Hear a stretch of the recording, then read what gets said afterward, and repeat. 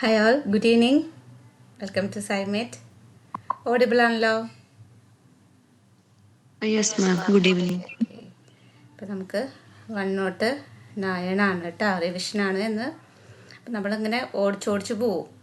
ഒരുവിധം ഇന്ന് പറയാൻ പറ്റുന്നിടത്തോളം ഇന്ന് നമ്മളിങ്ങനെ കവർ ചെയ്ത് പോവും. അതാണ് ഉദ്ദേശിച്ചിട്ടുള്ളത്. നോട്ട് വായിക്കാനായിട്ടുള്ള ടൈം നമുക്ക് ഉണ്ടായിരിക്കില്ല. അപ്പോൾ എങ്ങനെയാണെന്ന് വെച്ച് കഴിഞ്ഞാൽ ഇമ്പോർട്ടൻ്റ് ആയിട്ടുള്ള എന്താണ് നിങ്ങൾക്ക് പഠിക്കേണ്ടത് അല്ലെ, മറ്റന്നാളാണ് എക്സാം. അപ്പോൾ കുറച്ചൊക്കെ എല്ലാവരും നോക്കിയിട്ടുണ്ടായിരിക്കും. എന്നാലും ബാക്കി ഇനി എന്തൊക്കെ നോക്കണം, ഇമ്പോർട്ടൻ്റ് ആയിട്ടുള്ളത്. അപ്പോൾ ഞാൻ ഈ പറയുന്ന ടോപ്പിക്കുകൾ മാത്രം നിങ്ങൾ പഠിച്ചാൽ മതി. ഓക്കെ.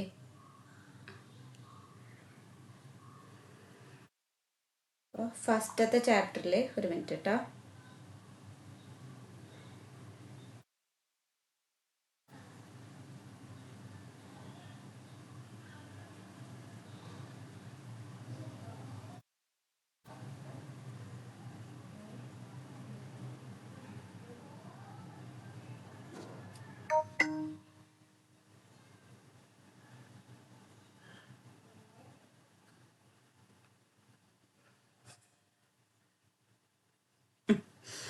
ഇപ്പോൾ unit 1 introduction to human development join ആവുന്നുണ്ട്.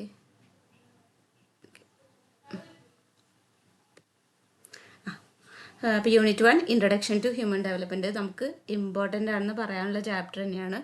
ഒരുപാട് ക്വസ്റ്റ്യൻസ് ഇതിൽ നിന്ന് വരുന്നുണ്ട്. അപ്പോൾ ഇതിൽ ഞാൻ പറയുന്ന ടോപ്പിക്കുകൾ ഇമ്പോർട്ടൻ്റ് ആയിട്ടുള്ളത് ഒന്ന് ലൈഫ് സ്പാൻ ഡെവലപ്മെൻറ്റ്. അപ്പോൾ നമ്മൾ അതിൻ്റെ ഡെഫിനിഷൻ എന്തായാലും പഠിച്ചിരിക്കണം. അതിൻ്റെ ക്യാരക്ടറിസ്റ്റിക്സ്, പിന്നെ critical period, sensitive period, concept of growth and development, stages in life span development. 4 topic ഞാൻ പറഞ്ഞു കേട്ടോ. ഏതൊക്കെയാണ്? ലൈഫ് സ്പാൻ ഡെവലപ്മെൻറ്റ്, അതിൻ്റെ ക്യാരക്ടറിസ്റ്റിക്സ്, പിന്നെ critical period, sensitive period, concept of growth and development, stages in life span development. അപ്പോൾ ഇതൊക്കെ നമുക്കൊന്ന് ഓടിച്ച് പറഞ്ഞു നോക്കിയിട്ട് പോവാം. ഇപ്പോൾ ഡെവലപ്മെൻറ്റ് എന്ന് പറയുന്നത് എന്താ? Growth of humans throughout the life span മൊത്തമായിട്ടുള്ള ഹ്യൂമൻസിൻ്റെ ഗ്രോത്തിനെയാണ് ഡെവലപ്മെൻറ്റ് എന്ന് പറയുന്നത്. അതായത് ഫ്രം കൺസെപ്ഷൻ ടു ഡെത്ത്. അതായത് patterns of change over time. എന്താണ് patterns of change over time? ഈ വേർഡുകളൊക്കെ നിങ്ങൾ പഠിച്ചു വെച്ചോ. ഇതിന് ഏതൊക്കെ ആസ്പെക്ട്സ് പറയുന്നുണ്ട്? ബയോളജിക്കൽ ആൻഡ് ഫിസിക്കൽ ആസ്പെക്റ്റ് ഉണ്ട്. അതേപോലെ തന്നെ കോഗ്നിറ്റീവ് ഉണ്ട്, നമ്മുടെ തോട്ട് പ്രോസസ്സിൽ വരുന്ന ചേഞ്ചസ്. ഇമോഷണൽ ആസ്പെക്റ്റ് ഉണ്ട്, നമ്മുടെ emotional understanding and experiences. And social aspect ഉണ്ട്, relationship, self concept, identity formation. അപ്പോൾ ഏതൊക്കെ ആസ്പെക്ട്സ് പറഞ്ഞു? Biological and physical, cognitive, emotional aspect, social aspect. ഇത്ര 4 ആസ്പെക്റ്റുകൾ ഡെവലപ്മെൻറ്റിനുണ്ട്. പിന്നെ scientific study of human development seeks to understand and explain how and why people change throughout life. Thus development occurs in different domains. എങ്ങനെയാണ് ഈ മാറ്റങ്ങൾ ഉണ്ടാകുന്നത്? Through out life എങ്ങനെയാണ് മാറ്റങ്ങൾ ഉണ്ടാകുന്നത്? അതാണ് ഹ്യൂമൻ ഡെവലപ്മെൻറ്റിൻ്റെ സയൻറ്റിഫിക് സ്റ്റഡി എന്ന് പറയുന്നത്. അതായത് ഡിഫറെൻറ്റ് ഡൊമൈൻസിലാണ് നമ്മുടെ ഡെവലപ്മെൻറ്റ് നടക്കുന്നത്. മറ്റൊരു വേർഡ്സിൽ പറഞ്ഞു കഴിഞ്ഞാൽ പ്രോഗ്രഷൻ ടുവാർഡ്സ് മെച്യൂരിറ്റി, അതാണ് ഡെവലപ്മെൻറ്റ്. ആൻഡ് ഡെവലപ്മെൻറ്റ് എന്ന് പറയുന്നത് എന്താണ്? ഒരു കണ്ടിന്യൂസ് പ്രോസസ്സാണ് വിത്ത് കോമ്പിറ്റൻസീസ് ഡെവലപ്പിംഗ് ദെൻ ഡിസപ്പിയറിങ്. അപ്പോൾ എന്താണ്? ചില ടൈമിൽ നമുക്ക് ഡെവലപ്മെൻറ്റ് ഉണ്ടായിരിക്കും, ഒരു സ്റ്റേജ് എത്തിക്കഴിഞ്ഞാൽ നിൽക്കും. അങ്ങനെയാണ് ഡെവലപ്മെൻറ്റ് പ്രോസസ്സ് നടക്കുന്നത്. Only to appear at a later age. It is not continuous in the sense that it is increases constantly, but rather in a series of waves with whole segment of development reoccurring repetitively. For example എന്താണ്? Newborns walk ചെയ്യുന്നുണ്ട്, നമ്മൾ പിടിച്ചു കഴിഞ്ഞാൽ, and this ability disappears only to reappear at 8 or 10 months of age. ഒരു minute കേട്ടോ.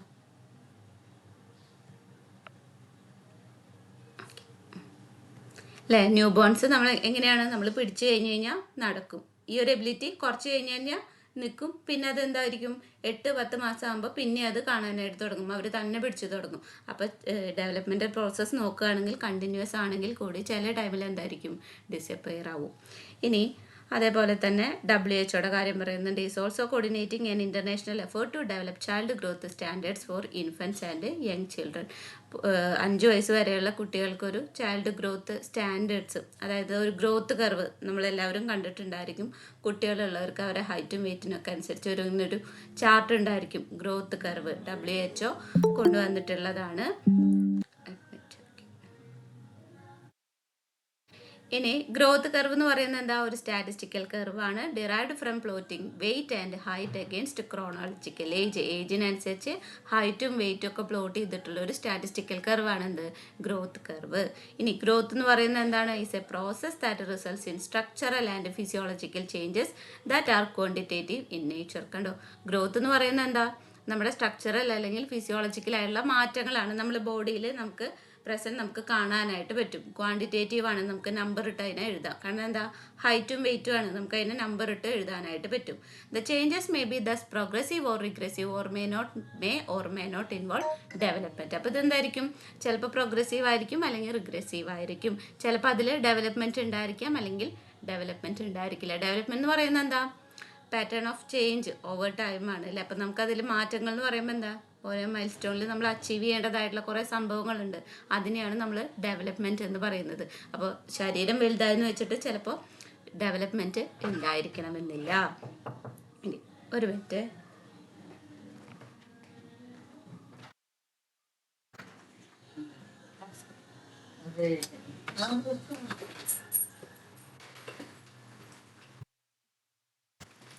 Development, on the other hand, is a progressive change as a result of maturation and learning. ഇനി development എന്ന് പറയുമ്പോൾ എന്താ, അത് പ്രോഗ്രസീവ് ആയിട്ടുള്ള change ആണല്ലേ. അപ്പം നേരത്തെ നമ്മൾ പറഞ്ഞു ഗ്രോത്ത് ഉണ്ടായെന്ന് വിചാരിച്ചിട്ട് ഡെവലപ്മെന്റ് ഉണ്ടാവണമെന്നില്ല. അപ്പം ഡെവലപ്മെന്റ് എന്ന് പറയുന്നത് എന്താ, പ്രോഗ്രസീവ് ആയിട്ടുള്ളൊരു ചേഞ്ച് ആണ്.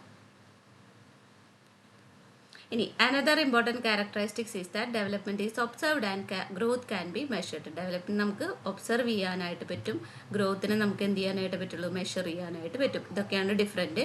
Growth also stops maturity. Growth എന്താണ്, മെച്യൂരിറ്റി എത്തിക്കഴിഞ്ഞ് കഴിഞ്ഞാൽ അത് അവിടെ നിൽക്കും അല്ലേ. നമ്മൾ 18-20 വയസ്സായി കഴിഞ്ഞാൽ ഡെവലപ്മെൻറ്റ്, പിന്നെ ഡെവലപ്മെൻ്റ് അല്ല വളർച്ച, നമ്മുടെ ഹൈറ്റും വെയിറ്റും ചിലപ്പോൾ കൂടിയെന്ന് വരില്ല, അതവിടെ നിൽക്കും. While development spreads across the life span. പക്ഷേ ഡെവലപ്മെൻറ്റ് അങ്ങനെയല്ല, ലൈഫിലുടനീളം നമുക്ക് എന്തുണ്ടായിരിക്കും, ഡെവലപ്മെൻറ്റ് ഉണ്ടായിരിക്കും. Related to growth and development there are 4 areas in which child's growth and development takes place. അപ്പോൾ ഗ്രോത്തും ഡെവലപ്മെൻറ്റും നോക്കുകയാണെങ്കിൽ 4 areas ആണ് പറയുന്നത്. Physical, psychological, social and emotional, sexuality and gender identity. പഠിക്കേണ്ടതാണ് കേട്ടോ, ഈ 4 ഡൊമൈൻസും നമ്മൾ പഠിക്കേണ്ടതാണ്. ഓക്കെ ആണോ?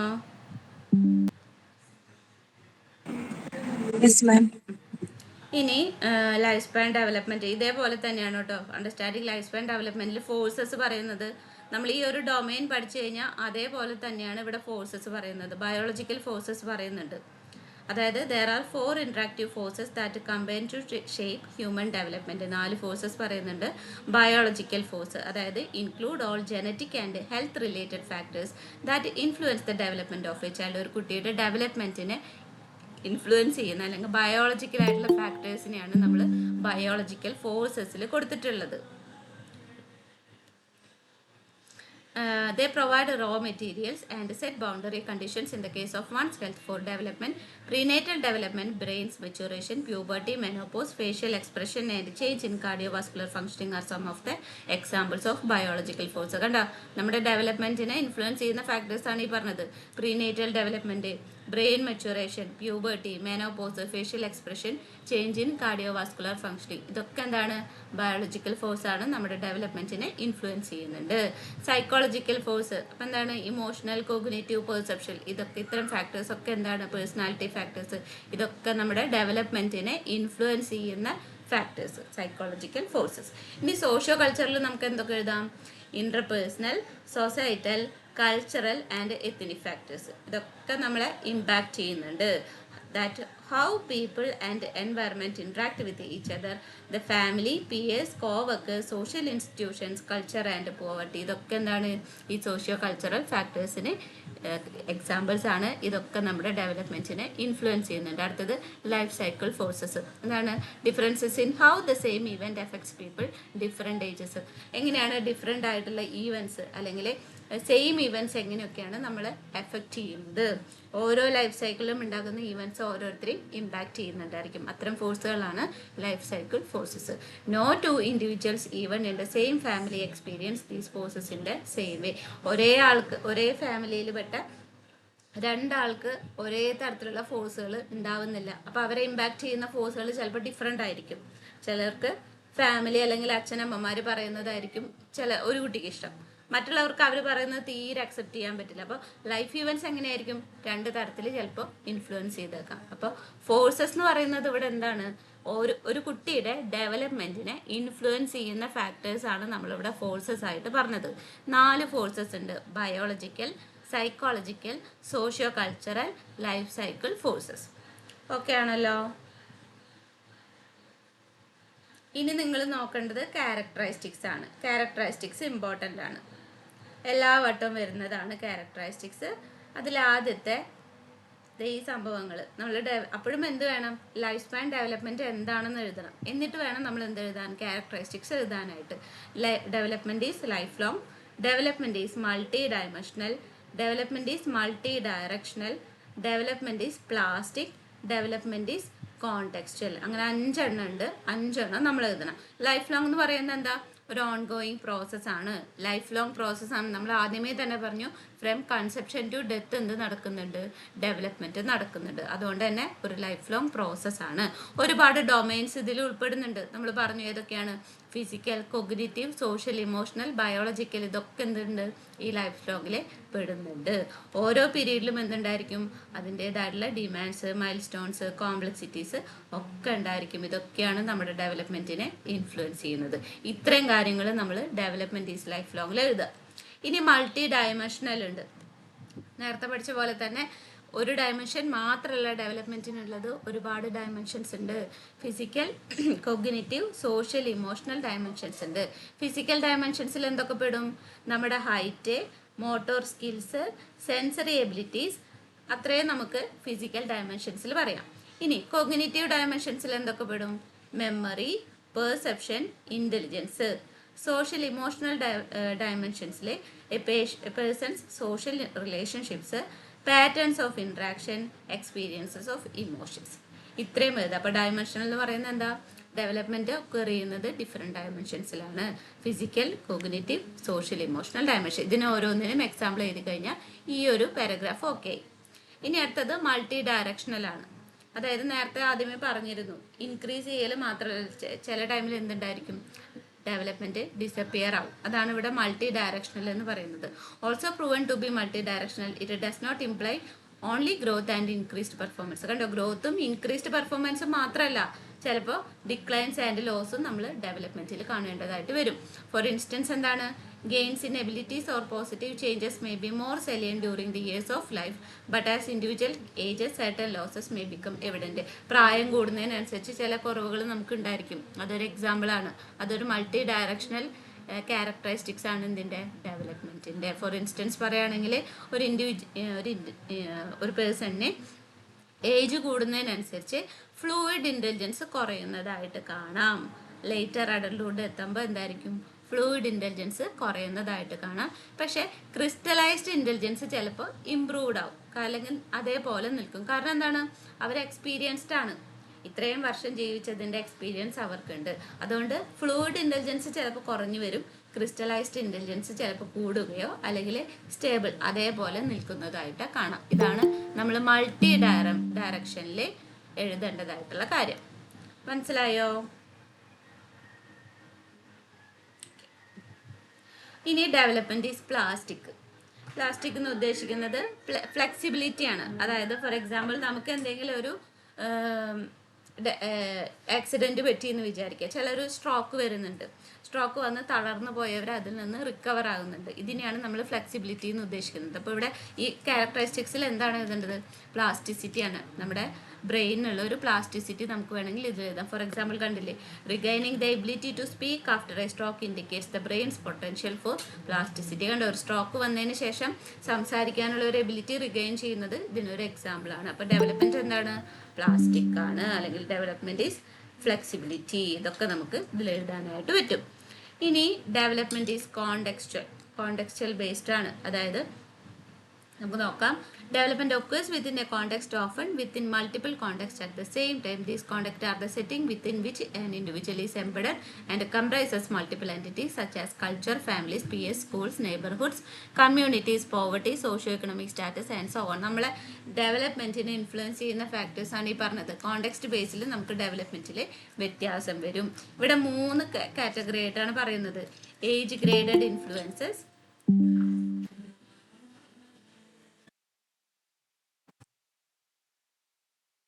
ഏജ് ഗ്രേഡഡ് ഇൻഫ്ലുവൻസ് പറയുന്നുണ്ട്. അതായത് age-graded influence are common for people in a particular age group. These may be biological, for example, onset of puberty. കണ്ടില്ലേ, പ്രായം അനുസരിച്ച് അതൊരു ഡെവലപ്മെൻ്റ് ആണ്. ഇവിടെ ഓൺസെറ്റ് ഓഫ് പ്യൂബർട്ടി പറയുന്നുണ്ട്. ചില കുട്ടികൾ ഇത്ര വയസ്സിൽ വലിയ കുട്ടികളാവും അല്ലേ, മെൻസ്ട്രൽ പീരീഡ് സ്റ്റാർട്ട് ചെയ്യുന്ന ഒരു ടൈം. ഏജ് ഗ്രേഡഡ് ഇൻഫ്ലുവൻസ് ആണ്. അവർക്ക് ആ ഒരു ഏജ് ബേസ്ഡ് ആയിട്ട് എന്തായിരിക്കും ഡെവലപ്മെൻറ്റ് നടക്കും. ഇനി ഹിസ്റ്ററി ഗ്രേഡഡ് ഉണ്ട്. History graded influence affect people who have been impacted by the events of a particular historical era. This may include people growing during periods of economic prosperity or depression, technological advancements, medical challenges, wartime, etc. Such individuals who are born around the same time also referred to as a cohort. അതായത് ഒരേ even ടൈമിൽ ഒരു particular historical ടൈമിൽ വരുന്ന ഒരു development, അതിനെ നമുക്ക് history graded influence എന്ന് പറയാം. ഇവിടെ ഒരേ ടൈമിൽ ജനിച്ച ആൾക്കാരെ നമുക്ക് കോഹേർട്ട് എന്ന് വിളിക്കുന്നുണ്ട്. കോഹേർട്ട് കണ്ടോ, also refer to as a cohort. ഒരേ സമയത്ത് അല്ലെങ്കിൽ ഒരേ കാലഘട്ടത്തിൽ ജനിച്ച ആൾക്കാരെ നമുക്ക് കോഹേർട്ട് എന്ന് പറയാം. ഇനി നോൺ നോർമേറ്റീവ് ഇൻഫ്ലുവൻസ് ഉണ്ട്. While age-graded and history-graded influence are normative, they impact a large number of people in a similar fashion. There are certain influences which are unique to particular individuals. These include unique life events, both positive and negative, with considerable potential to impact a person's course of development. For instance, a child who lost their parents and grew up in an institutional setting may not experience healthy and social emotional development. ഇവിടെ എന്താണ് നമ്മൾ normative ആയിട്ടുള്ളത് പറഞ്ഞു. അതായത് age ഗ്രേഡഡും history ഗ്രേഡഡും അത് നോർമാറ്റീവാണ്. ഇനി non normative ഉണ്ട്. അത് ജീവിതത്തിലെ പോസിറ്റീവ് അല്ലെങ്കിൽ നെഗറ്റീവ് ആയിട്ടുള്ള ഇവൻറ്റ്സ് നമ്മളെ ഇമ്പാക്റ്റ് ചെയ്യുമ്പോഴാണ് നോൺ നോർമാറ്റീവ് ഇൻഫ്ലുവൻസ് എന്ന് പറയുന്നത്. അത് ബേസ്ഡ് ആയിട്ടുള്ള ഡെവലപ്മെൻറ്റുകൾ നമുക്ക് സംഭവിക്കും. ഫോർ എക്സാമ്പിൾ ഇവിടെ എന്താണ് പറഞ്ഞത്, അച്ഛനും അമ്മയും നഷ്ടപ്പെട്ട ഒരു കുട്ടി, ആ കുട്ടി ഓർഫനേജിൽ വളരെയാണ്. ആ കുട്ടിക്ക് എന്തായിരിക്കും, ഹെൽത്തി ആയിട്ടുള്ള ഒരു സോഷ്യൽ ഇമോഷണൽ ഡെവലപ്മെൻറ്റ് നടക്കില്ല. അപ്പം നോർമൽ അല്ല, കുറച്ചുകൂടി നോൺ നോർമാറ്റീവ് ആയിട്ടുള്ള ഇൻഫ്ലുവൻസ് ആണ് ആ കുട്ടിയുടെ ഡെവലപ്മെൻറ്റിൽ നമുക്ക് കാണാനായിട്ട് പറ്റുക. അതിന് ഏറ്റവും ലാസ്റ്റ് പറഞ്ഞാണ് എന്ത്, ഡെവലപ്മെൻറ്റ് ഈസ് കോണ്ടെക്സ്റ്റൽ. കോണ്ടെക്സ്റ്റ് ബേസിൽ നമുക്ക് ഡെവലപ്മെൻറ്റ് നടക്കും. Age graded, history graded, non normative. Age ഗ്രേഡഡും ഹിസ്റ്ററി ഗ്രേഡഡും നോർമാറ്റീവാണ്. നോൺ നോർമാറ്റീവിൽ ഈ ഒരു എക്സാമ്പിൾ ഓർത്ത് വയ്ക്കുക. അതായത് പാരൻസ് നഷ്ടപ്പെട്ട ഒരു കുട്ടിക്ക് ഒരു ഓർഫനേജിൽ വളരേണ്ടി വരികയാണ്. അവിടെ ആ കുട്ടിക്ക് എന്ത് എക്സ്പീരിയൻസ് ചെയ്യാനായിട്ട് പറ്റില്ല, സോഷ്യൽ ഇമോഷണൽ ഡെവലപ്മെൻറ്റ് ഹെൽത്തി ആയിട്ട് അല്ലെങ്കിൽ healthy social emotional development experience ചെയ്യാനായിട്ട് പറ്റില്ല. ഇതൊരു എക്സാമ്പിൾ ഓർത്ത് വയ്ക്കാം. ഇനി അടുത്ത ടോപ്പിക് ഇമ്പോർട്ടൻ്റ് ആണ്, critical period and sensitive period during development. Critical പീരീഡ്സിനെ നമുക്ക് ഡിഫിക്കൽട്ട് പീരീഡ്സ് എന്നും പറയാം. ഡിഫിക്കൽട്ട് പീരീഡ്സ് അല്ലെങ്കിൽ ക്രിട്ടിക്കൽ പീരീഡ്സ്. അതായത് ഫോർ എക്സാമ്പിൾ നമുക്ക് പ്രീനേറ്റൽ ഡെവലപ്മെൻറ്റ് ഒരു ക്രിട്ടിക്കൽ പീരീഡ് ആണ്. For the development of ears and arms is around 6 weeks after conception. കൺസെപ്ഷന് ശേഷം 6 വീക്സിൻ്റെ ഉള്ളിലാണ് നമ്മുടെ ചെവി അതുപോലെ തന്നെ ആംസ് ഒക്കെ ഡെവലപ്പ് ആകുന്നത്. അതുകൊണ്ട് തന്നെ എന്താണ്, ക്രിട്ടിക്കൽ പീരീഡ് ആണത്. ആ ടൈമിൽ എന്തെങ്കിലുമൊക്കെ ഒരു മാൽഫോർമേഷൻ വന്നു കഴിഞ്ഞ് കഴിഞ്ഞാൽ അവിടെ എന്തായിരിക്കും, ആ ഡെവലപ്മെൻറ്റ് അവിടെ നിന്ന് പോകും. അപ്പോൾ അതുകൊണ്ട് തന്നെ അതൊരു ക്രിട്ടിക്കൽ പീരീഡ് ആണ്. ഇനി സെൻസിറ്റീവ് പീരീഡ് ഉണ്ട്. സെൻസിറ്റീവ് പീരീഡ് ഇതുപോലെ തന്നെയാണ്, നമ്മുടെ ഡെവലപ്മെൻറ്റിനെ ഹിൻഡർ ചെയ്യും. പക്ഷെ ആ ഒരു ഡെഫിഷ്യറ്റ്സിനെ നമുക്ക് പിന്നീട് ഓവർകം ചെയ്യാനായിട്ട് പറ്റും. അതാണ് സെൻസിറ്റീവ് പീരീഡ്. അപ്പോൾ സെൻസിറ്റീവ് പീരീഡ് ഓർത്ത് വയ്ക്കാൻ നമുക്കതിനെ ഓവർകം ചെയ്യാനായിട്ട് പറ്റും. അതൊരു അഡോളസൻറ്റ് സ്റ്റേജിലൊക്കെ എത്തിക്കഴിഞ്ഞ് കഴിഞ്ഞാൽ വരുന്ന ആ ഒരു ഡെഫിഷ്യറ്റ്സ്, അതാണ് ശരിക്കും സെൻസിറ്റീവ് പീരീഡ്. അവിടെ വരുന്ന കാര്യങ്ങൾ എന്തെങ്കിലും ബുദ്ധിമുട്ടുകളൊക്കെ ഉണ്ടായിക്കഴിഞ്ഞാൽ നമുക്കതിനെ ഓവർകം ചെയ്യാനായിട്ട് പറ്റും. പക്ഷെ ക്രിട്ടിക്കൽ പീരീഡിൽ എന്തില്ല, ഓവർകം ചെയ്യാനായിട്ട് പറ്റില്ല. നമ്മുടെ ഓർഗൻസിന് എന്തെങ്കിലുമൊക്കെ ബുദ്ധിമുട്ടുകൾ, ഡാമേജ് ഒക്കെ വന്നു കഴിഞ്ഞാൽ ഈ ഒരു ക്രിട്ടിക്കൽ പീരീഡിലാണ് ഈ ഒരു കാര്യം സംഭവിക്കുന്നത്. നമുക്ക് എന്ത് ചെയ്യാനായിട്ട് പറ്റില്ല, ഓവർകം ചെയ്യാനായിട്ട് പറ്റില്ല. പ്രീനേറ്റൽ പീരീഡിൻ്റെ ഫസ്റ്റ് 6 വീക്സ് ഓർത്ത് വയ്ക്കാം. ഓക്കെ ആണോ?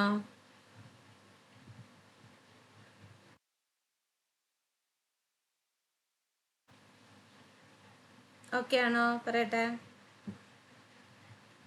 ഇനി ഡൊമൈൻസ് ഓഫ് ഹ്യൂമൻ ഡെവലപ്മെൻറ്റ് നമ്മൾ ആദ്യം പറഞ്ഞ പോലെ തന്നെയാണ് കേട്ടോ. ഡൊമൈൻസ് നമുക്കിതിൽ ഫിസിക്കൽ ഡൊമൈൻ എഴുതാം, കൊഗ്നിറ്റീവ് ഡൊമൈൻ എഴുതാം, സോഷ്യൽ ഡൊമൈൻ. നേരത്തെ പറഞ്ഞ അതേ കാര്യങ്ങൾ തന്നെയാണ്, ഇതും സ്കിപ്പ് ചെയ്യാതെ പോവുക.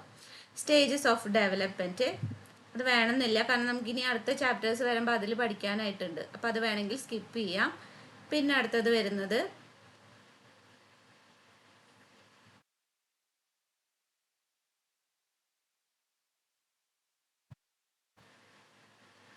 concept of growth and development. ഈ ഒരു സംഭവം നോക്കാം. ഇഷ്യൂസ് ഇൻ ഡെവലപ്മെന്റൽ സൈക്കോളജി, അതൊന്ന് ജസ്റ്റ് നോക്കിയിട്ട് പോവാം. Continuity versus discontinuity. Developmental psychologists who advocate the continuous model describe development as a relatively smooth process without sharp or distinct stages through which an individual must pass. ഇവിടെ developmental psychologist, അതായത് continuous model പറയുന്ന ആൾക്കാർ പറയുന്നത് എന്താണെന്ന് വെച്ച് കഴിഞ്ഞാൽ, development എന്ന് പറയുന്നത് റിലേറ്റീവ്ലി ആയിട്ട് ഒരു സ്മൂത്ത് പ്രോസസ്സാണ്.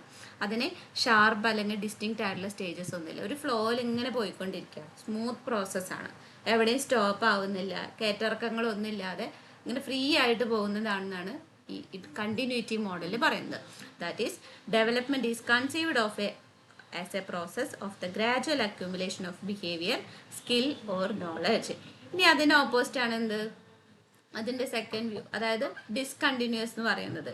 In contrast, those who hold to the second view would suggest that developmental change is best characterized as discontinuous in nature. ഇവിടെ എന്താണ്, ഡിസ്കണ്ടിന്യൂസ് ആണ്. നമുക്കവിടെ ഡിസ്ക്രീറ്റ് ആയിട്ടുള്ള സ്റ്റേജസ് ഒക്കെ ഉണ്ടായിരിക്കും, കയറ്റിറക്കങ്ങൾ ഉണ്ടായിരിക്കും, ഒരു സ്മൂത്ത് പ്രോസസ്സ് അല്ല. ഇതൊക്കെയാണ് ഡിസ്കണ്ടിന്യൂസ് നേച്ചറിൽ പറയുന്നത്.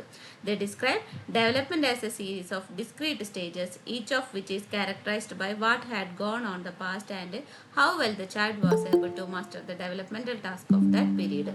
അതായത് ഒരു മിനിറ്റ് കേട്ടോ, ജോയിൻ ആവുന്നുണ്ട്.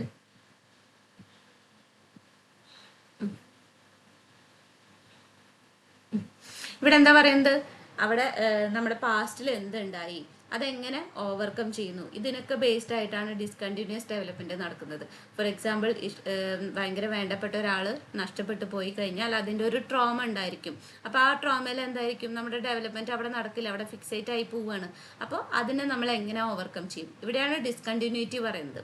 These theories suggest that behaviors or skills often change qualitatively across time and that new organizations of behavior, skills or knowledge emerge in a rather abrupt or discrete fashion. അപ്പോൾ ഇവിടെ ഈ theorist പറയുന്നത് എന്താണ്, നമ്മുടെ ബിഹേവിയേഴ്സിലും സ്കിൽസിലൊക്കെ എന്തുണ്ടായിരിക്കും, മാറ്റങ്ങൾ ഉണ്ടായിരിക്കും.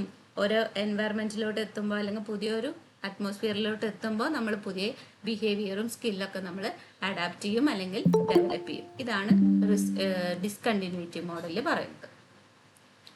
ഇനി അടുത്തത് പറയുന്നത് സ്റ്റെബിലിറ്റി വേഴ്സസ് ചേഞ്ച് ആണ്. Another issue which is of importance to developmental psychologists is the issue of stability versus change. The question here is whether development is best characterized by stability. For example, does a behavior or trait such as shyness stay stable in its expression over time? ഇവിടെ എന്താ, stable ആയിട്ടുള്ള ഒരു പ്രോസസ്സാണ് development. അതാണ് ഒരു കൂട്ടം ആൾക്കാർ പറയുന്നത് സ്റ്റെബിലിറ്റിയിൽ പറയുന്നത്. അതായത് ഇപ്പോൾ ഷൈനസ് എന്നുള്ള ഒരു ബിഹേവിയർ അല്ലെങ്കിൽ ഒരു ട്രൈറ്റ്, അതിൽ മാറ്റം ഉണ്ടാകുന്നില്ല. അതാണ് ഇവർ ആർഗ്യൂ ചെയ്യുന്നത്. ഇനി aspects of development like attachment, bond to one's parent on personality trait one found to be stable while as temperament can change because of environmental factors. പക്ഷെ എന്താണ്, ടെമ്പറാമെന്റ് നോക്കുകയാണെങ്കിൽ അതെന്താ മാറ്റങ്ങൾ ഉണ്ടായിരിക്കും. എൻവയറമെന്റൽ ആയിട്ടുള്ള ഫാക്ടേഴ്സ് വരുമ്പോൾ, നമ്മൾ വേറൊരു രാജ്യത്തോട്ട് പോകുമ്പോൾ അവിടുത്തെ അറ്റ്മോസ്ഫിയറിനോട് നമ്മൾ എന്ത് ചെയ്യും, അഡാപ്റ്റ് ചെയ്യാനായിട്ട് നോക്കും. അപ്പം നമ്മുടെ ടെമ്പറാമെന്റിൽ മാറ്റങ്ങൾ ഉണ്ടായിരിക്കും. അപ്പം ഇങ്ങനെ രണ്ട് രീതിയിൽ പറയുന്നുണ്ട്, സ്റ്റെബിലിറ്റി വേഴ്സസ് ചേഞ്ച്. ഇനി നേച്ചർ വേഴ്സസ് നർച്ചർ. സൈക്കോളജി പഠിക്കുമ്പോൾ തൊട്ട് നമ്മൾ കേട്ടു തുടങ്ങുന്നതാണ് അല്ലേ, nature versus nurture. The debate over the relative contributions of inheritance and environment is one of the oldest issue both in philosophy and psychology. Philosophy ആയാലും സൈക്കോളജിയിലായാലും രണ്ടിലും നിലനിൽക്കുന്ന ഒരു ഓൾഡസ്റ്റ് ഇഷ്യൂ ആണ് എന്ത്, ഈ ഒരു ഇൻഹെറിറ്റൻസ്, എൻവയറമെന്റ്, ഇവർ തമ്മിലുള്ള ഈ ഒരു ഡിബേറ്റ്. ഈ ഡിബേറ്റ് എന്താണ് പറയുന്നത്, both genetic traits and environmental circumstances are involved in an individual's development. അപ്പോൾ ഇത് രണ്ടും ഇൻവോൾവ് ആണ്, നമ്മുടെ ഓരോരുത്തരുടെയും ഡെവലപ്മെന്റിൽ ഇത് രണ്ടും ഇൻവോൾവ് ആണ്. Today most psychologist believe that it is N interaction between these two forces that causes development. ഇപ്പോൾ ഇന്നത്തെ സൈക്കോളജിസ്റ്റുകൾ കൂടുതൽ പേരും വിശ്വസിക്കുന്നത് ഇതാണ്, നമ്മുടെ ഡെവലപ്മെന്റിൽ ഈ രണ്ട് ഫാക്ടേഴ്സും വേണം, ഇതിൻ്റെ രണ്ടിൻ്റെ ഇൻട്രാക്ഷൻ ഉണ്ടെങ്കിൽ മാത്രമേ ഡെവലപ്മെന്റ് നടക്കുള്ളൂ. ഇത്രയും നമുക്ക് ഈ ഒരു ചാപ്റ്ററിൽ നോക്കാനുള്ളത്. ഓക്കെ ആണോ? ഓക്കെ ആണോ?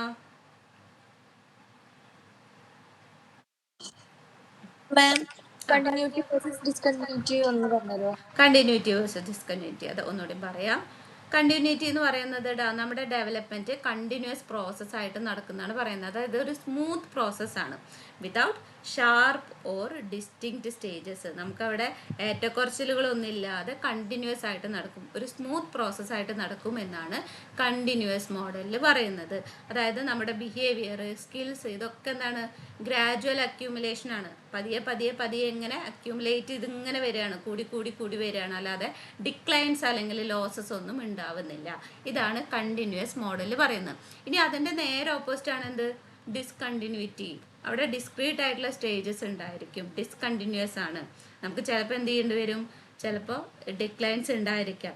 ഇവിടെ പറയുന്നുണ്ട് discrete stages each of which is characterised by what had gone on in the past and how well the child was able to master the development task of that period.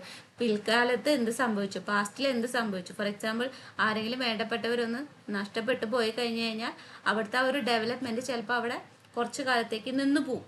പിന്നീട് ചിലപ്പോൾ അതിനെ overcome ചെയ്യാം. ചിലർക്കൊക്കെ trauma വരുന്നില്ലേ, അപ്പോൾ ആ സ്റ്റേജിൽ എന്താണ്, അവിടെ ഡെവലപ്മെൻറ്റ് നടക്കുന്നില്ല. ഇതാണ് ഡിസ്കണ്ടിന്യൂസ് മോഡലിൽ പറയുന്നത്. അതല്ലാതെ ഒരു സ്മൂത്ത് പ്രോസസ്സ് അല്ല, അതിന് ഡിസ്ക്രീറ്റ് ആയിട്ടുള്ള സ്റ്റേജസ് ഉണ്ട്, ഷാർപ്പ് ഡിസ്റ്റിങ്ക്റ്റ് സ്റ്റേജസ് ഒക്കെ ഉണ്ട്. കണ്ടിന്യൂസ് ആയിട്ടുള്ള ഒരു ഗ്രാജുവൽ അക്യൂമുലേഷൻ ഓഫ് ബിഹേവിയർ അല്ല ഇവിടെ നടക്കുന്നത്. അതായത് ഇവിടെ ലാസ്റ്റ് പറയുന്നുണ്ട് കണ്ടോ, organisation of behaviour, skills or knowledge emerge in A rather abrupt or discrete fashion. ഇതാണ് ഡിസ്കണ്ടിന്യൂസ് മോഡലിൽ പറയുന്നത്. ഇപ്പോൾ മനസ്സിലായോ? പിന്നെ ഈ ഒരു ചാപ്റ്ററിൽ ഏകദേശം ഇത്രയും നമുക്ക് ഇമ്പോർട്ടൻ്റ് ആയിട്ടുള്ളത് നോക്കിക്കഴിഞ്ഞാൽ നെക്സ്റ്റ് ചാപ്റ്റർ കേട്ടോ, ഇവിടെ ഒരുപാട് ക്വസ്റ്റ്യൻസ് ഈ ഒരു ചാപ്റ്ററിൽ നിന്ന് വന്നിട്ടുണ്ട് കേട്ടോ. Life span development, characteristics, critical period, sensitive period, research methods ചോദിക്കുന്നുണ്ട്, ഒന്ന് പറയാം നമുക്ക്. പിന്നെ growth and development, concept of growth and development ചോദിക്കുന്നുണ്ട്.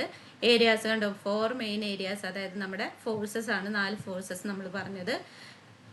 Overview of the stages in life span development. നിങ്ങൾ ഈ ഒരു ചാപ്റ്ററിൽ സ്കിപ്പ് ചെയ്താലും ഇനി അവിടെ നമ്മുടെ സ്റ്റേജസ് നമ്മൾ കുറച്ച് പഠിക്കുന്നുണ്ട്, അപ്പോൾ അതായാലും കുഴപ്പമില്ല. പിന്നെ ഇഷ്യൂസ് ഇൻ ഡെവലപ്മെൻറ്റ് സൈക്കോളജി, നമ്മളിപ്പോൾ പറഞ്ഞത് കണ്ടിന്യൂസ്, ഡിസ്കണ്ടിന്യൂസ് എന്നൊക്കെ പറഞ്ഞില്ലേ അത്. പിന്നെ critical period, sensitive period, characteristics life സ്പാൻ്റെ, പിന്നെ life span development, delineate its characteristics.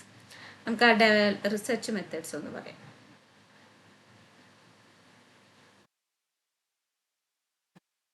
Research methods for developmental psychology, അതായത് ഡെവലപ്മെൻറ്റ്. അപ്പോൾ അപ്പോഴും നമ്മൾ എന്ത് വേണം, ഡെവലപ്മെൻറ്റിനെ കുറച്ച് 2 സെൻറ്റൻസ് എഴുതിയിട്ട് വേണം നമ്മൾ റിസർച്ച് മെത്തേഡ്സ് എഴുതാനായിട്ട്. ഇവിടെ കണ്ടോ, ഡെവലപ്മെൻറ്റ് എന്ന് പറയുന്നത് കണ്ടിന്യൂസ് പ്രോസസ്സാണ്, over a lifetime period നടക്കുന്നതാണ്. Special techniques are employed to study developmental psychology. These techniques, ചില ടെക്നിക്കുകൾ ഉപയോഗിച്ചിട്ടാണ് നമ്മൾ സയൻറ്റിഫിക്കലി പഠിക്കുന്നത്. ലോഞ്ചിറ്റ്യൂഡിനൽ റിസർച്ച്, ആദ്യത്തെയാണ് longitudinal research. Same age group or an individual over a period of time, this method is useful. ഒരേ age ഗ്രൂപ്പിലുള്ളവർക്ക് പറ്റിയിട്ട് നമുക്ക് അവരുടെ ഡെവലപ്മെൻറ്റിനെ പറ്റി പഠിക്കുകയാണെങ്കിൽ ലോഞ്ചിറ്റ്യൂഡിനൽ റിസർച്ചാണ് നല്ലത്. Same age group individual is tested repeatedly over a period of time. അതായത് 20 മുതൽ 30 വയസ്സ് വരെയുള്ള ആൾക്കാരെ എടുത്തിട്ട് ഇടയ്ക്കിടയ്ക്ക് റിപ്പീറ്റഡ്ലി ഇതിങ്ങനെ പഠിച്ചുകൊണ്ടിരിക്കുക, അതാണ് ലോഞ്ചിറ്റ്യൂഡിനൽ റിസർച്ച്. അതുകൊണ്ട് തന്നെ എന്താണ്, ഒരുപാട് ടൈം വേണ്ടി വരുന്നുണ്ട്, റിപ്പീറ്റഡ് ആയിട്ട് പഠിക്കുകയല്ലേ. Great deal of time and effort, attrition is high in this method. ഇനി ക്രോസ് സെക്ഷണൽ റിസർച്ച് പറയുന്നുണ്ട്. Studies the development changes by testing individuals of different ages at the same time only. ഒരൊറ്റ വട്ടമുള്ളൂ, പക്ഷെ എന്താണ്, different ഏജസിലുള്ള ആൾക്കാരെ എടുത്തിട്ട് ഒരൊറ്റ തവണ റിസർച്ച് നടത്തുന്നു, cross sectional research. This method helps to get norms and standards of typical pattern of development for different age. ഇവിടെ എന്താണ്, നോംസും സ്റ്റാൻഡേർഡ്സും ഒക്കെ നമുക്ക് ഇതിൽ നിന്ന് ഡെവലപ്പ് ചെയ്യാനായിട്ട് പറ്റും. നോംസും സ്റ്റാൻഡേർഡ്സ് എന്താ, നമ്മളൊരു റേറ്റ് സെറ്റ് ചെയ്ത് വെക്കും. ഫോർ എക്സാമ്പിൾ നമുക്കിപ്പോൾ എങ്ങനെ പറയാം, നമ്മൾ ഷുഗർ നോക്കുന്നുണ്ട് അല്ലേ, നമുക്കതിനൊരു കറക്റ്റ് ഒരു റേറ്റ് ഉണ്ടായിരിക്കും. 170 തൊട്ടിട്ട് 110 ഉള്ളിലാണെങ്കിൽ ഷുഗർ നോർമലാണ്, അതിൽ കൂടുതൽ കഴിഞ്ഞാൽ ഷുഗർ കൂടുതലാണ്. ഇങ്ങനെയാണ് ശരിക്കും നോംസ് സ്റ്റാൻഡേർഡ്സ് പറയുന്ന ഈ സംഭവമാണ്. അപ്പം നമുക്ക് ഐക്യു ഒക്കെ നോക്കുന്നുണ്ട്, ഇത്ര വരെ ആണെങ്കിൽ ആവറേജ് ഐക്യു, അതിന് താഴെയാണെങ്കിൽ ഇൻ്റലക്ച്വൽ ഡിസബിലിറ്റി. ഇതാണ് നോംസും സ്റ്റാൻഡേർഡ്സും. അപ്പോൾ ഈ ഒരു ക്രോസ് സെക്ഷണൽ റിസർച്ച് ചെയ്യുകയാണെന്നുണ്ടെങ്കിൽ, കാരണം എന്താണ്, ഡിഫറെൻറ്റ് ഏജസിനെ വെച്ചിട്ടാണ് ചെയ്യുന്നത്, അതുകൊണ്ട് തന്നെ നമുക്ക് അവിടെ നിന്ന് നോംസും സ്റ്റാൻഡേർഡ്സും ഒക്കെ ഡെവലപ്പ് ചെയ്യാനായിട്ട് പറ്റും. ഇനി കുറച്ചും കൂടി ഫാസ്റ്റർ മെത്തേഡാണ് ചീപ്പർ മെത്തേഡാണ് എന്ത്? ക്രോസ് സെക്ഷണൽ റിസർച്ച്, ലോഞ്ചിറ്റ്യൂഡിനൽ മെത്തേഡിനേക്കാൾ. ഇനി സീക്വൻഷ്യൽ മെത്തേഡ് പറയുന്നുണ്ട്. To overcome the drawback of longitudinal and cross sectional method this method is used. അതായത് ആദ്യം 2 പറഞ്ഞിട്ടുണ്ട്, അതിൻ്റെ ഡ്രോബാക്സ് ഓവർകം ചെയ്യാനായിട്ട് കൊണ്ടുവന്നതാണ് എന്ത്? സീക്വൻഷ്യൽ മെത്തേഡ് എന്ന് പറയുന്നത്. This is the best method which combines the longitudinal and cross sectional method. അതായത് രണ്ടും കമ്പൈൻ ചെയ്തിട്ടാണ് ഈ ഒരു റിസർച്ച് ചെയ്യുന്നത്.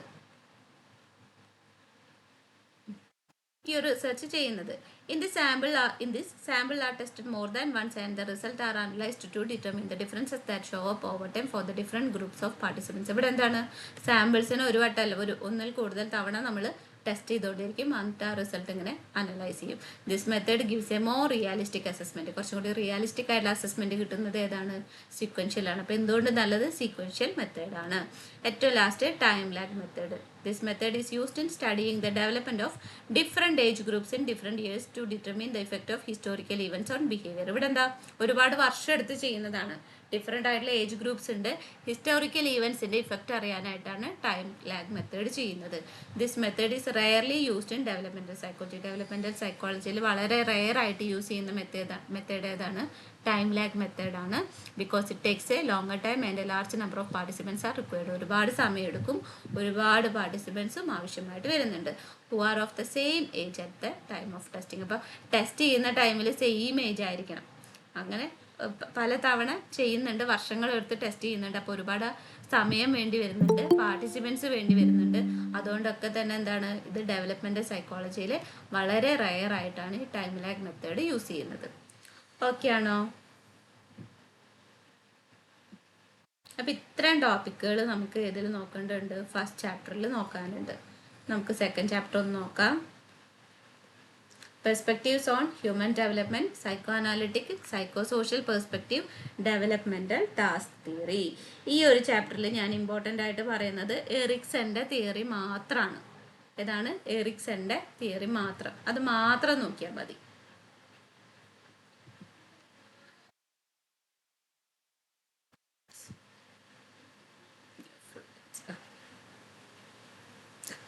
നിയോ ഫ്രൂഡിയൻ, എറിക്സൺ, സൈക്കോ സോഷ്യൽ തിയറി. ഇതാണ് കേട്ടോ ഇതിൽ ഇമ്പോർട്ടൻ്റ് ആയിട്ട് ഞാൻ പറയുന്നത്. എറിക്സൻ്റെ തിയറി പഠിക്കുക. നമുക്കൊന്ന് പറഞ്ഞു പോവാം. Erikson was one such neo-psychoanalyst who was critical of Freud's deterministic view and stressed upon the importance of social and emotional components of development. അപ്പോൾ എന്താണ്? നിയോ സൈക്കോ അനാലിസ്റ്റ് ആണ് എറിക്സൺ എന്ന് പറയുന്നത്. ഫ്രൂഡിനെ ക്രിട്ടിസൈസ് ചെയ്തിട്ട്, അതായത് ഫ്രൂഡിൻ്റെ തിയറിയിൽ സോഷ്യൽ ഇമോഷണൽ കോമ്പോണൻസ് ഒന്നും ഉണ്ടായിരുന്നില്ല. അതിനെ ക്രിട്ടിസൈസ് ചെയ്തിട്ടാണ് എറിക്സൺ ഈ ഒരു സൈക്കോ സോഷ്യൽ തിയറി കൊണ്ടുവന്നിട്ടുള്ളത്. So his theory was influenced by Freudian theory influenced ആയിട്ട് തന്നെയാണ് ഈ ഒരു തിയറിയും കൊണ്ടുവന്നിട്ടുള്ളത്. പക്ഷെ എന്താണ്, സോഷ്യോ കൾച്ചറൽ കോണ്ടെക്സ്റ്റ് അദ്ദേഹത്തിൻ്റെ ഈ ഒരു തിയറിയിൽ നമുക്ക് കാണാം. അതായത് ഡെവലപ്മെൻറ്റിനെ സോഷ്യോ കൾച്ചറൽ ഫാക്ടേഴ്സ് എങ്ങനെ ഇമ്പാക്റ്റ് ചെയ്യുന്നുണ്ട്, ഇൻഫ്ലുവൻസ് ചെയ്യുന്നുണ്ട്, അതാണ് ഈ ഒരു എറിക്സൻ്റെ തിയറിയിൽ, സൈക്കോ സോഷ്യൽ തിയറിയിൽ പറഞ്ഞിട്ടുള്ളത്. 8 സ്റ്റേജസ് ആണ് കൊടുത്തിട്ടുള്ളത്. കണ്ടോ, 8 സ്റ്റേജസ് തിയറി ഓഫ് ഡെവലപ്മെൻ്റ് ആണ്. 9ാമത്തെ അദ്ദേഹത്തിൻ്റെ വൈഫ് അദ്ദേഹത്തിൻ്റെ മരണാനന്തരം കൂട്ടിച്ചേർത്തു. ജുവാൻ എറിക്സൺ 9th സ്റ്റേജ് ഇട്ട് എക്സ്പാൻഡ് ചെയ്തു പോസ്റ്റ്മസ്ലി അദ്ദേഹത്തിൻ്റെ മരണശേഷം. Every stage for Erikson produces a conflict or a crisis, and the resolution or non-resolution leads to either positive or negative outcomes. അപ്പോൾ ഓരോ സ്റ്റേജിലും എങ്ങനെയാണ്, ഒരു കോൺഫ്ലിക്റ്റ് അല്ലെങ്കിൽ ക്രൈസിസ് ഉണ്ടായിരിക്കും. അങ്ങനെയാണ് 8 സ്റ്റേജസും കൊടുത്തിട്ടുള്ളത്. അപ്പോൾ ഇത് സോൾവ് ചെയ്ത് കഴിഞ്ഞ് കഴിഞ്ഞാൽ പോസിറ്റീവായിട്ടുള്ള ഔട്ട്കം ഉണ്ടായിരിക്കും, നോൺ റെസൊല്യൂഷൻ ആണെന്നുണ്ടെങ്കിൽ നെഗറ്റീവ് ഔട്ട്കം ഉണ്ടായിരിക്കും. അങ്ങനെയാണ് തിയറിയിലുടനീളം പറഞ്ഞിട്ടുള്ളത്. The stages emphasise the importance of relationship and social interaction. എന്തിനാണ് ഇമ്പോർട്ടൻസ് കൊടുത്തിട്ടുള്ളത്? റിലേഷൻഷിപ്സും സോഷ്യൽ ഇൻട്രാക്ഷൻസും. അതുകൊണ്ടാണ് സൈക്കോ സോഷ്യൽ തിയറി എന്ന് പറഞ്ഞത്, അല്ലെങ്കിൽ സോഷ്യോ കൾച്ചറൽ ഫാക്ടേഴ്സ് ഉണ്ടെന്നൊക്കെ പറയുന്നത് ഇതുകൊണ്ടാണ് ഇമ്പോർട്ടൻസ് കൊടുത്തത്. റിലേഷൻഷിപ്പിനും സോഷ്യൽ ഇൻട്രാക്ഷൻസിനും. Covered the entire life span പറഞ്ഞിട്ടുണ്ട്. ഫ്രൂഡിൻ്റെ ലൈഫ് സ്പാൻ മൊത്തമല്ല, ഒരു അഡൾട്ട് സ്റ്റേജ് എത്തിക്കഴിഞ്ഞ് കഴിഞ്ഞാൽ നിർത്തുകയാണ്. പക്ഷേ എറിക്സൻ്റെ സ്റ്റേജ് എങ്ങനെയാണ്? സ്റ്റേജസ് ലൈഫ് സ്പാൻ മൊത്തമായിട്ട് പറയുന്നുണ്ട്. സ്റ്റേജസ് ഓരോന്നായിട്ട് നോക്കാം. First stage birth to 18 months, trust versus mistrust ആണ്. ഇവിടെ എന്താണ്? കുട്ടികൾക്ക് ട്രസ്റ്റ്, അതായത് ചുറ്റുള്ളവരെ കണ്ടിട്ട് എങ്ങനെയാണ് ട്രസ്റ്റ് ലേൺ ചെയ്യുന്നത് അതിനെ പറ്റിയാണ് പറയുന്നത്. ഇനി നേരെ തിരിച്ചാണെങ്കിൽ അവർക്കൊരു ഇൻസെക്യൂരിറ്റി ഫീൽ ചെയ്യും. The infants require the care givers not just to feed them but to respond to all their needs. അപ്പോൾ ഇൻഫൻസ് ആ ഒരു ടൈമിൽ വിചാരിക്കുന്നത് എന്താണെന്ന് വെച്ച് കഴിഞ്ഞാൽ അവർക്ക് ഫീഡ് ചെയ്യൽ മാത്രമല്ല വേണ്ടത്, അവരുടെ ആവശ്യങ്ങളോട് നമ്മൾ റെസ്പോണ്ട് ചെയ്യുകയും വേണം. അങ്ങനെയാണെങ്കിൽ അവർക്ക് സെൻസ് ഓഫ് ട്രസ്റ്റ് ഡെവലപ്പ് ചെയ്യും. അതല്ലെങ്കിൽ എന്തായിരിക്കും? മിസ്ട്രസ്റ്റ് ആയിരിക്കും. കെയർ ഗിവർ അല്ലെങ്കിൽ പാരൻസ് ഈ ഒരു കുട്ടിയുടെ നീഡ്സിനോട് റെസ്പോണ്ട് ചെയ്യാനായിട്ട് ഫെയിൽ ആയാൽ അല്ലെങ്കിൽ റെസ്പോണ്ട് ചെയ്തില്ല, അത് റിജക്റ്റ് ചെയ്യുകയാണ് ചെയ്തതെന്ന് വെച്ച് കഴിഞ്ഞാൽ എന്തായിരിക്കും? കുട്ടിക്ക് ഡെവലപ്പ് ചെയ്യുന്നത് ഒരു മിസ്ട്രസ്റ്റ് ആയിരിക്കും. ഇതാണ് ഫസ്റ്റ് സ്റ്റേജിൽ പറയുന്നത്. ഓക്കെ ആണോ? ഫസ്റ്റ് സ്റ്റേജ് മനസ്സിലായോ? ഓക്കെ. ഇനി സെക്കൻഡ് സ്റ്റേജ് 12 to 18 months തൊട്ടിട്ട് 3 വയസ്സ് വരെ, ഓട്ടോണോമി വേഴ്സസ് ഷെയിം. അതായത് toddler feels a sense of efficacy and mastery if they are allowed to explore and be independent. അതായത് അവരെ ഇൻഡിപെൻഡൻ്റ് ആയിട്ട് കാര്യങ്ങൾ ചെയ്യാനായിട്ട് നമ്മൾ വിട്ടുകൊടുക്കുക. അപ്പോൾ അവർക്ക് എന്ത് ചെയ്യും? Sense of efficacy and mastery feel ചെയ്യും. കാരണം അവർക്ക് തോന്നുകയാണ് എനിക്ക് ചെയ്യാനായിട്ട് പറ്റുന്നുണ്ട്. നേരെ തിരിച്ച് നമ്മൾ അതിനെ തടഞ്ഞു കഴിഞ്ഞാൽ എന്തായിരിക്കും? അവർക്ക് തോന്നുന്നത് കോൺഫിഡൻസ് ഇല്ലായ്മയാണ്. അവർക്ക് ഡെവലപ്പ് ചെയ്യുന്നത് sense of self doubt and lack of confidence ആയിരിക്കും in one's abilities. If conflicts are successfully resolved at this crucial stage the toddler learns to trust one sense of self and independence. അപ്പോൾ for example ഇത് ഓർത്ത് വയ്ക്കാം. 3 വയസ്സ് വരെയാണ്. അവർ dress ഇടാൻ അവർക്ക് പറ്റുമെന്ന് പറയുകയാണെങ്കിൽ അവർ ഇടട്ടെ. നമ്മൾ അതിനെ പോയിട്ട് തടഞ്ഞിട്ടേ നീ ഡ്രസ്സ് ഇട്ടാൽ ശരിയാവില്ല, അല്ലെങ്കിൽ നീ പല്ല് തേച്ചാൽ ശരിയാവില്ല, നീ കുളിച്ചാൽ ശരിയാവില്ല എന്ന് പറയരുത്. അപ്പോൾ അവർക്ക് എന്തായിരിക്കും? അവരുടെ സെൽഫ് കോൺഫിഡൻസ് ഇല്ലാതാവും. ഇപ്പോൾ ഇവിടെ ഓട്ടോണോമി വേഴ്സസ് ഷെയിം. അവർ ഇൻഡിപെൻഡൻ്റ് ആയിട്ട് കാര്യങ്ങൾ ചെയ്യാനായിട്ട് നോക്കുക, അവർ എക്സ്പ്ലോർ ചെയ്യട്ടെ. അതല്ലാത്ത പക്ഷം അവിടെ ഒരു കോൺഫ്ലിക്റ്റ് വരും. അപ്പോൾ അവർക്ക് എന്തായിരിക്കും? ഷെയിം ആയിരിക്കും ഫീൽ ചെയ്യുന്നത്. ഇനി ഈ ഒരു കോൺഫ്ലിക്റ്റ് സക്സസ്ഫുള്ളി റിസോൾവ് ചെയ്യാൻ പറ്റിക്കഴിഞ്ഞ് കഴിഞ്ഞാൽ അടുത്ത സ്റ്റേജിലോട്ട് നമുക്കുള്ള ഡെവലപ്മെൻറ്റുകൾ നടക്കും. മനസ്സിലായോ സെക്കൻഡ് സ്റ്റേജ്? ഓക്കെ ആണോ? പറഞ്ഞേ. ഓക്കെ. ഡൗട്ട് ഉണ്ടെങ്കിൽ ചോദിക്കണം കേട്ടോ, ഞാൻ സ്പീഡിൽ പറഞ്ഞു പോകുന്നുണ്ട്. Third stage initiative versus guilt. Follow successfully if the resolutions have been met for the previous stages. Children who have developed confidence in their sense of self have the ability to initiate bigger goals and venture. അതായത് രണ്ടാമത്തെ stage successfully resolve ആണെന്നുണ്ടെങ്കിൽ ഈ സ്റ്റേജിൽ issues ഒന്നും വരുന്നില്ല. കാരണം എന്താ? അവരൊക്കെ അവിടെ ഓട്ടോണോമി ഡെവലപ്പ് ചെയ്തിട്ടുണ്ട്, അവർക്ക് കോൺഫിഡൻസ് ഉണ്ടായിരിക്കും, സെൻസ് ഓഫ് സെൽഫ് ഉണ്ടായിരിക്കും. അതുകൊണ്ട് തന്നെ ബിഗർ ഗോൾസും വെഞ്ചേഴ്സും ഒക്കെ അവർ തന്നെ ഇനീഷ്യേറ്റ് ചെയ്യും. അവർ സ്വന്തമായിട്ട് കാര്യങ്ങൾ ചെയ്തു തുടങ്ങാനായിട്ട് അവർക്ക് ബുദ്ധിമുട്ടുണ്ടായിരിക്കില്ല. Third stage initiative versus guilt 3 years to 5 to 6 years ആണ് കേട്ടോ പറയുന്നത്. ഇനി ഫോർത്ത് സ്റ്റേജ് പറയുന്നുണ്ട് ഇൻഡസ്ട്രി വേഴ്സസ് ഇൻഫീരിയോറിറ്റി. 6 മുതൽ 11 വയസ്സ് വരെ. Succession to the previous one and involvement in bigger projects and goals lead to a sense of industry and lack of it will lead to inferiority. അതായത് മുന്നത്തെ സ്റ്റേജ് successfully വരികയാണെന്നുണ്ടെങ്കിൽ ഇവിടെ എന്തായിരിക്കും? നമുക്ക് industry successful sense of industry ആണ്, എനിക്കെല്ലാം ചെയ്യാൻ പറ്റുന്നുണ്ട് എന്നുള്ളൊരു തോന്നൽ, എനിക്കെല്ലാം ഏറ്റെടുത്ത് ചെയ്യാനായിട്ട് പറ്റും, എന്നെക്കൊണ്ട് അതിനുള്ള കഴിവുണ്ട്, ഇതൊക്കെ അവർക്ക് തോന്നും. നേരെ മറിച്ച് അതിൻ്റെ ഓപ്പോസിറ്റ് ആണെങ്കിൽ എന്തായിരിക്കും? Lack of it will lead to inferiority and doubts about the self. Inferiority feel ചെയ്യും, അവർക്ക് സെൽഫിനെ പറ്റിയിട്ട് ഡൗട്ടാവും, എനിക്കൊന്നും ചെയ്യാൻ പറ്റുന്നില്ല, എനിക്കതിനുള്ള കഴിവില്ല, ഞാൻ എന്തിനാണ് പഠിക്കുന്നത്, ഇങ്ങനെയുള്ള തോന്നലൊക്കെ അവർക്ക് വരും. അതാണ് ഫോർത്ത് സ്റ്റേജിൽ റിക്സൺ പറഞ്ഞത്. ഇനി നെക്സ്റ്റ് സ്റ്റേജ് 5ാമത്തെ സ്റ്റേജ് പറയുന്നത് identity versus role diffusion. Adolescent stage ആണ് പറയുന്നത്.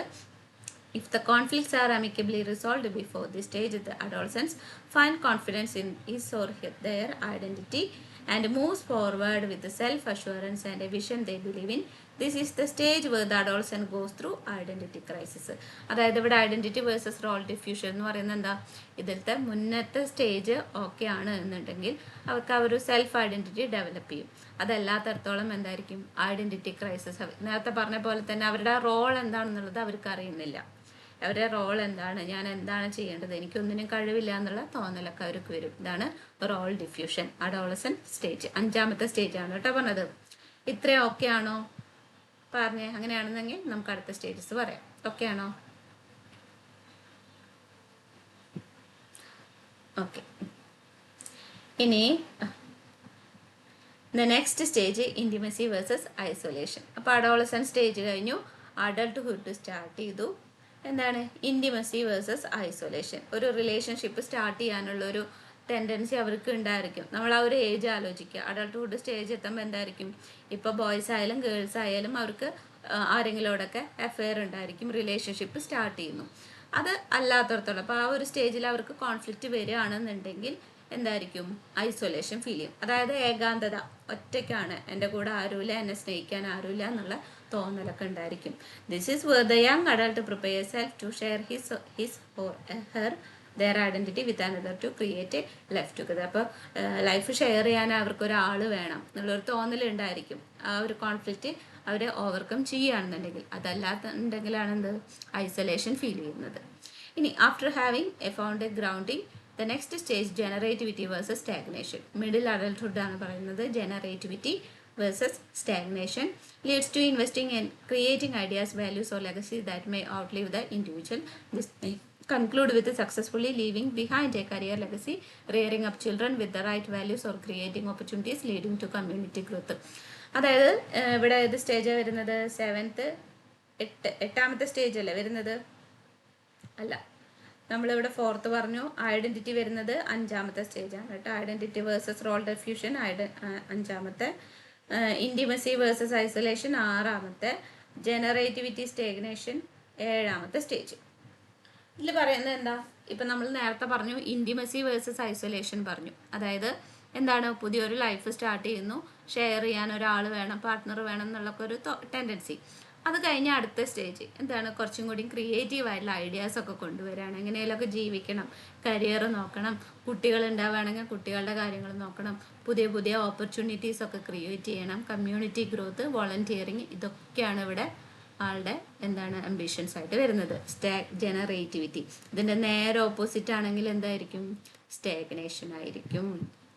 ഇനി 8ാമത്തെ stage ego integrity versus despair. Late adulthood ആണ് പറയുന്നത്. ഈ successively resolve if looking back retrospectively makes one feel valuable and contributing member of the community. ഇവിടെ എന്താണ്, ഈഗോ ഇൻറ്റഗ്രിറ്റി വേഴ്സസ് ഡെസ്പയർ ആണ്. ഒരു തിരിഞ്ഞു നോട്ടം, റിട്രോസ്പെക്ഷൻ. പ്രായമായി അവരവരുടെ ജീവിതത്തിലെ പിന്നോക്കത്തിലേക്ക് ഒന്ന് നോക്കുകയാണ്. അവരെന്തൊക്കെ ചെയ്തു, എന്തൊക്കെ കമ്മ്യൂണിറ്റിക്ക് വേണ്ടി ചെയ്തു, ലൈഫിൽ എന്തൊക്കെ നേടിയിട്ടുണ്ട് എന്നുള്ളൊരു തിരിഞ്ഞു നോട്ടമാണ് ഈ ഒരു സ്റ്റേജിൽ പറയുന്നത്. ഇനി നേരെ ഇതിൻ്റെ ഓപ്പോസിറ്റ്, ഒന്നും ചെയ്തിട്ടില്ല, ഒന്നും നേടാനായിട്ട് പറ്റിയിട്ടില്ല എന്നുള്ളൊരു തോന്നലൊക്കെ ആണെങ്കിൽ അവിടെ എന്തായിരിക്കും, ഡെസ്പെയർ ആവും. അതല്ലെങ്കിലാണ് ego integrity. And vis-a-vis, if one feels that he or she or they may not have made it count or made a value difference to the community, then it adds to despair. കണ്ടോ, ജീവിതത്തിലൊന്നും നേടിയിട്ടില്ല, ഒന്നും ചെയ്തിട്ടില്ല, ഞാൻ കമ്മ്യൂണിറ്റിയിൽ ഒരാളല്ല, എനിക്കൊരു എന്നെ ആരും തിരിച്ചറിയുന്നില്ല ഒരു തോന്നലൊക്കെ ഉണ്ടെന്നുണ്ടെങ്കിൽ ഡെസ്പെയർ ആയിരിക്കും. ഇനി പോസ്റ്റ്മസ്ലി 9ാമത്തെ സ്റ്റേജ് ആഡ് ചെയ്തിട്ടുണ്ട് എന്ന് പറഞ്ഞു. Joan Erikson, gerotranscendence. This idea was originally developed by her husband and later expanded by Tom Stem. അപ്പോൾ ഇത് ശരിക്കും ഡെവലപ്പ് ചെയ്തത് ഹസ്ബൻഡ് തന്നെയാണ്, അതായത് ജുവാൻ എറിക്സൻ്റെ ഹസ്ബൻഡ് തന്നെയാണ്. ലേറ്റർ ഇത് എക്സ്പാൻഡ് ചെയ്തത് ആരാണ്, ടോൺ സ്റ്റെം ആണ് 2011. Joan Erikson proposed that gerotranscendence occurs during 80s and 90s. 80s 90s ഈ ഒരു ഇത് കാണുന്നത്. ഈ ജെറോ ട്രാൻസെൻഡൻസ് സ്റ്റേജിനെ പറ്റി പറയുന്നത്, അതായത് ഏറ്റവും ലേറ്റ് അഡൾട്ട്ഹുഡ് ആണ്, 80-90 വയസ്സുകളിൽ. Gerotranscendence primarily deals with wisdom, maturity, coping mechanism, identity and revisiting previous stages. കണ്ടപ്പോൾ ഇതേപോലെ തന്നെ ഒരു റിട്രോസ്പെക്ഷൻ ആണ് പറയുന്നത്. അവരുടെ ആ ഒരു wisdom, maturity, coping mechanism, identity, revisiting previous stages, കഴിഞ്ഞ കാലഘട്ടത്തിലൂടെയൊക്കെ ഇങ്ങനെ വിസിറ്റ് ചെയ്തുകൊണ്ടിരിക്കുകയാണ്. Gerotranscendence through typically experienced by older adult is a lifelong progressive process. ഇപ്പം എന്താണ്, ഓൾഡർ അഡൾട്ടിൻ്റെ കാര്യത്തിലാണ് ഈ ഒരു ജെറോ ട്രാൻസെൻഡൻസ് പറയുന്നത്. ഇത്രയും ഓർത്ത് വെച്ചാൽ മതി. 8 സ്റ്റേജസ് +1 9ാമത്തെ ജെറോ ട്രാൻസെൻഡൻസ്. ജുവാൻ എറിക്സൺ ആണ് ഇത് ഡെവലപ്പ് ചെയ്തത്. ശരിക്കും ഒറിജിനലി ഇത് ഡെവലപ്പ് ചെയ്തത് എറിക്സൺ തന്നെയാണ്. ലേറ്റർ ഇത് എക്സ്പാൻഡ് ചെയ്തത് ആരാണ്, ടോൺ സ്റ്റെം 2011. ഓക്കെയാണോ? അപ്പം ഈ ഒരു ചാപ്റ്ററിൽ ഇത് മാത്രം നോക്കിയാൽ മതി. ഇനി നമുക്ക് 3ാമത്തെ ചാപ്റ്റർ നോക്കാം. കാരണം നമുക്ക് എന്തുണ്ട്, ചോയ്സുകൾ ഉള്ളതുകൊണ്ട് തന്നെ നിങ്ങൾ അത് പഠിച്ചില്ലല്ലോ ഇത് പഠിച്ചില്ലല്ലോ എന്നുള്ള ടെൻഷൻ വേണ്ട. നമുക്ക് ചോയ്സുകൾ ഉള്ളതുകൊണ്ട് തന്നെ ഏതെങ്കിലുമൊക്കെ എഴുതാനായിട്ട് കിട്ടും. അപ്പോൾ ഈ ഒരു ചാപ്റ്ററിൽ എറിക്സൻ്റെ കഴിഞ്ഞ് കഴിഞ്ഞാൽ മൂന്നാമത്തെ ചാപ്റ്ററിൽ വളരെ വളരെ വളരെ ഇമ്പോർട്ടൻ്റ് ആയിട്ടുള്ളത് വൈഗോട്സ്കിയുടെ തിയറിയാണ്. അഡാപ്റ്റേഷൻ, ഓർഗനൈസേഷൻ, അങ്ങനെയുള്ള സംഭവങ്ങൾ. വൈഗോട്സ്കിയുടെ വൈഗോട്സ്കി പറയാം.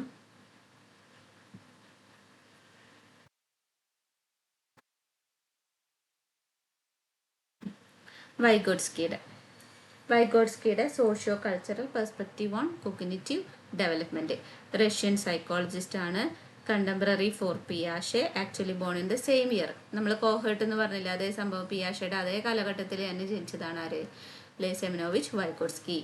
ഇനി ഹു ക്രിട്ടിസൈസ്ഡ് പിയാഷെ for ignoring the sociocultural contributive factors. അപ്പോൾ പിയാഷയുടെ തിയറിയിൽ എന്തുണ്ടായിരുന്നില്ല? സോഷ്യോ കൾച്ചറൽ ഫാക്ടേഴ്സ് ഉണ്ടായിരുന്നില്ല. അപ്പോൾ അതിനെ ക്രിട്ടിസൈസ് ചെയ്തിട്ടാണ് വൈഗോട്സ്കി ഈ ഫാക്ടേഴ്സ് തിയറിയിൽ ഉൾപ്പെടുത്തിയത്. പിന്നെ it is intriguing that his entire work was in റഷ്യനിലായിരുന്നു ഫുള്ള് വർക്കുകൾ ഉണ്ടായിരുന്നത്.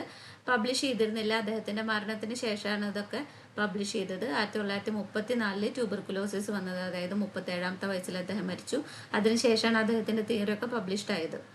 പിന്നെ കോൾഡ് വാറിൻ്റെ ടൈമിൽ relation between US Soviet relation was strained due to cold war. Hence his idea were not translated until the late 1960s and 1970s. അപ്പോൾ US Soviet യൂണിയൻ്റെ ഒരു called വാർ നടക്കുന്ന ടൈമിലാണ് ഈ ഒരു തിയറി വന്നത്.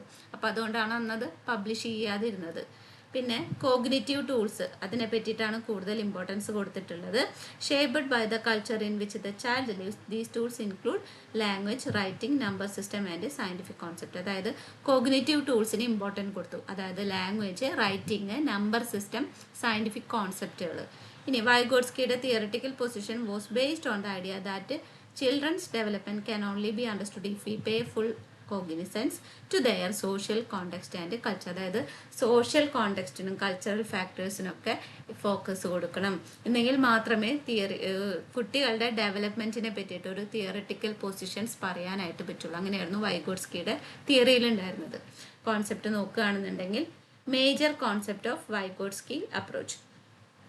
മേജർ കോൺസെപ്റ്റ് പറയുന്നത് ടൈപ്സ് ഓഫ് ഡെവലപ്മെൻറ്റ് പറയുന്നുണ്ട്. Vygotsky asserted that development can be explained in terms of 4 interrelated levels in interaction with the children environment. These are microgenetic, ontogenetic, phylogenetic, socio-historical development. 4 തരത്തിലാണ് പറഞ്ഞത്. അതായത് ഈ 4 areas ആണ് മെയിനായിട്ട് focus ചെയ്യുന്നത്. Development types ആണ് കേട്ടോ പറയുന്നത്.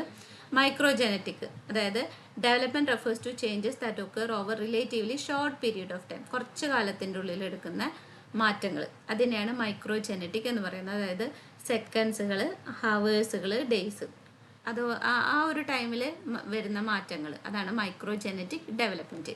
ഇനി ഓണ്ടോജെനറ്റിക് ഉണ്ട്. അതാണ് over the life time, full life time മൊത്തമായിട്ട് എടുത്തിട്ട് വരുന്ന ഡെവലപ്മെൻറ്റിയാണ് എന്ത് പറയുന്നത്? ഓണ്ടോജെനറ്റിക് ഡെവലപ്മെൻറ്റ് എന്ന് പറയുന്നത്. ഇനി ഫൈലോജെനറ്റിക് ഉണ്ട്. Refers to changes over evolutionary time measured millions of years. വർഷങ്ങളോളം, മില്യൺസ് ഓഫ് ഇയേഴ്സ് എടുത്ത് വരുന്ന ഡെവലപ്മെൻറ്റിനെയാണ് ഫൈലോജെനറ്റിക് എന്ന് പറയുന്നത്. അപ്പോൾ ഇത് 3 നോക്കണം: മൈക്രോജെനറ്റിക്, ഓണ്ടോജെനറ്റിക്, ഫൈലോജെനറ്റിക്. ഇനി അടുത്തത് എന്താണ് പറഞ്ഞത്? Socio historical development. Vygotsky was of the view that studying and understanding the species history can provide meaningful insight into the child development. അപ്പോൾ വൈഗോട്സ്കി എന്ത് പറഞ്ഞു? ഹിസ്റ്ററിയും കൂടെ, സ്പീഷീസ് ഹിസ്റ്ററിയും കൂടെ നോക്കണം, എന്നെങ്കിൽ മാത്രമേ ചൈൽഡ് ഡെവലപ്മെൻറ്റിനെ പറ്റിയിട്ട് പൂർണ്ണമായിട്ട് പഠിക്കാൻ പറ്റുള്ളൂ. അല്ലെങ്കിൽ ഒരു മീനിങ് ആയിട്ട് എന്തെങ്കിലും പ്രൊവൈഡ് ചെയ്യണമെന്നുണ്ടെങ്കിൽ സ്പീഷീസ് ഹിസ്റ്ററിയും കൂടെ മനസ്സിലാക്കണം, പഠിക്കണം. അങ്ങനെ 4 ഏരിയാസിലാണ് എന്ത് കിടക്കുന്നത്? വൈഗോട്സ്കിയുടെ ഡെവലപ്മെൻറ്റൽ തിയറി കിടക്കുന്നത്. മൈക്രോജെനറ്റിക് നോക്കിയിട്ടുണ്ട്, ഓണ്ടോജെനറ്റിക് നോക്കിയിട്ടുണ്ട്, ഫൈലോജെനറ്റിക് നോക്കിയിട്ടുണ്ട്, സോഷ്യോ ഹിസ്റ്റോറിക്കൽ ഡെവലപ്മെൻറ്റ് ഉണ്ട്. ഓക്കെ ആണോ? ഇനി intellectual adaptation, tools of intellectual adaptation. Vygotsky maintained that infants were born with very limited and mental functions like sensation, perception, attention and memory. These functions are... ഒരു minute, column എടുക്കുന്നുണ്ട്. Hello, ഇല്ല,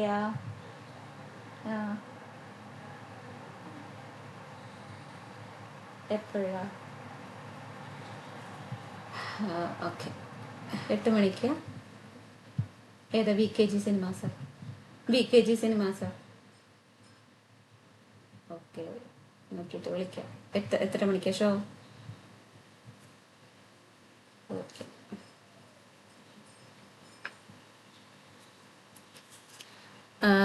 അപ്പോൾ Vygotsky പറഞ്ഞത് എന്താണെന്ന് വെച്ച് കഴിഞ്ഞാൽ infants ജനിക്കുന്ന ടൈമിൽ എന്താണ്, ലിമിറ്റഡ് ഫങ്ഷൻസ് ആണ്. സെൻസേഷൻ, പെർസെപ്ഷൻ, അറ്റൻഷൻ, മെമ്മറി, ഇതൊക്കെ ലിമിറ്റഡ് ആയിരിക്കും. These functions were transformed into more sophisticated higher order function by the intervention of socio cultural factors. അപ്പോൾ ഇതിൻ്റെ ഇടയിലേക്ക് സോഷ്യോ കൾച്ചറൽ ഫാക്ടേഴ്സ് വരുമ്പോൾ എന്തായിരിക്കും, ഈ കാര്യങ്ങളൊക്കെ, ഈ ഫങ്ഷൻസൊക്കെ നമുക്ക് ഇമ്പ്രൂവ് ചെയ്യാനായിട്ട് പറ്റും. അതായത് ജനിക്കുമ്പോൾ ഇതൊക്കെ കുറവായിരിക്കും, പ്ലസ് നമ്മൾ ജീവിച്ച് വരുന്ന ചുറ്റുപാടും കാര്യങ്ങളും ഫാക്ടേഴ്സൊക്കെ വരുമ്പോൾ എന്തായിരിക്കും, ഇതൊക്കെ ഇമ്പ്രൂവ് ചെയ്യാനായിട്ട് പറ്റും. ഇതാണ് ടൂൾസ് ഓഫ് ഇൻ്റലക്ച്വൽ അഡാപ്റ്റേഷനിൽ മെയിനായിട്ട് വൈഗോട്സ്കി പറഞ്ഞത്. അതായത് culture provides children the ability for divergent thinking. ചിൽഡ്രൻസിൻ്റെ ഡൈവേർജൻറ്റ് തിങ്കിങ് എബിലിറ്റീനെ കൾച്ചർ പ്രൊവൈഡ് ചെയ്യുന്നുണ്ട്. പിന്നെ children acquire thinking and problem solving strategies from their interaction with the significant others in their socio cultural world. മറ്റുള്ളവരായിട്ടുള്ള ഇൻട്രാക്ഷൻസിലൂടെ problem solving strategies അതേപോലെ തന്നെ thinking ഒക്കെ acquire ചെയ്യുന്നുണ്ട്. These tools of intellectual adaptation help them to use the basic functions is more sophisticated ways that help them to adapt better with the contemporary challenges. എന്താണ് intellectual adaptation tools ആണ് ഈ പറഞ്ഞതൊക്കെ. അതായത് ജനിക്കുമ്പോൾ ഒക്കെ കുറവായിരിക്കും, ഫങ്ഷൻസ് കുറവായിരിക്കും, പിന്നീട് ആ ഫങ്ഷൻസ് ഒക്കെ സൊഫിസ്റ്റിക്കേറ്റഡ് ഹയർ ഓർഡർ ഫങ്ഷൻസ് ആയിട്ട് മാറുന്നുണ്ട് സോഷ്യോ കൾച്ചറൽ ഫാക്ടേഴ്സ് വരുമ്പോൾ. അപ്പോൾ ഈ ഒരു സോഷ്യോ കൾച്ചറൽ ഫാക്ടേഴ്സിൻ്റെ ഇമ്പോർട്ടൻ്റ് ആണ് മെയിനായിട്ട് വൈഗോട്സ്കിയുടെ തിയറിയിൽ എഴുതേണ്ടത്. ഓക്കെ ആണോ?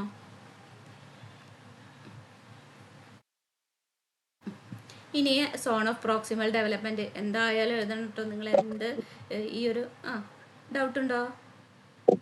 ഒരു ഡൗട്ട് ചോദിച്ചോട്ടെ? ചോദിച്ചോളൂ. ഈ 7th ചാപ്റ്ററിലും ഈ വൈഗോസ്കിയുടെ തിയറി വരുന്നുണ്ടല്ലോ, സെയിം തന്നെ ഇതേ സംഭവം തന്നെയാണ് അവിടെ. നിങ്ങൾ ഈ ഒരു സാധനം പഠിച്ചു വെച്ചാൽ മതി, വേറെ എക്സ്ട്രാ ഒന്നും പഠിക്കണ്ട. ഈ ടൂൾസ് ഓഫ് ഇന്റലക്ച്വൽ പിയാഷെയുടെ തിയറിയും സെയിം വരുന്നുണ്ടല്ലോ അല്ലേ? അതൊക്കെ സെയിം ആണ്. പിയാഷെയുടെ തിയറി സെയിം വരുന്നുണ്ട്. ഏതെങ്കിലും ഒന്ന് നന്നായിട്ട് പഠിക്കാം. വൈഗോട്സ്കിയുടെ തിയറി പഠിക്കുമ്പോൾ ഈ ഹെഡിങ് നിങ്ങൾ എന്തായാലും എഴുതണം. ടൂൾസ് ഓഫ് ഇൻ്റലക്ച്വൽ അഡാപ്റ്റേഷൻ എന്തായാലും എഴുതണം. സോൺ ഓഫ് പ്രോക്സിമൽ ഡെവലപ്മെൻറ്റ് അടിവരയിട്ട് ഹെഡിങ് വെച്ച് എഴുതിക്കോളൂ കേട്ടോ. സോൺ ഓഫ് പ്രോക്സിമൽ ഡെവലപ്മെൻറ്റ് വേണം, സ്കഫോൾഡിങ് വേണം. ഈ 3 ടോപ്പിക്കും ഇമ്പോർട്ടൻ്റ് ആണ്, അത് എഴുതണം നിർബന്ധമായിട്ട്. ബാക്കി നിങ്ങൾ മറന്നു പോവുക അല്ലെങ്കിൽ പഠിക്കാതിരിക്കുക, അതൊന്നും കുഴപ്പമില്ല, പക്ഷേ ഇത് എഴുതണം. സോൺ ഓഫ് പ്രോക്സിമൽ ഡെവലപ്മെൻറ്റ് അതേപോലെ തന്നെ scaffolding. Zone of proximal development പറയാം. According to Vygotsky socio cultural positioning, children learn primarily from other people in their social world. അതായത് മറ്റുള്ളവരിൽ നിന്നാണ് കുട്ടികൾ കൂടുതലും പഠിക്കുന്നത്. അപ്പോൾ ആ ഒരു കോൺസെപ്റ്റിനെയാണ് സോൺ ഓഫ് പ്രോക്സിമൽ ഡെവലപ്മെൻറ്റ് എന്ന് പറയുന്നത്.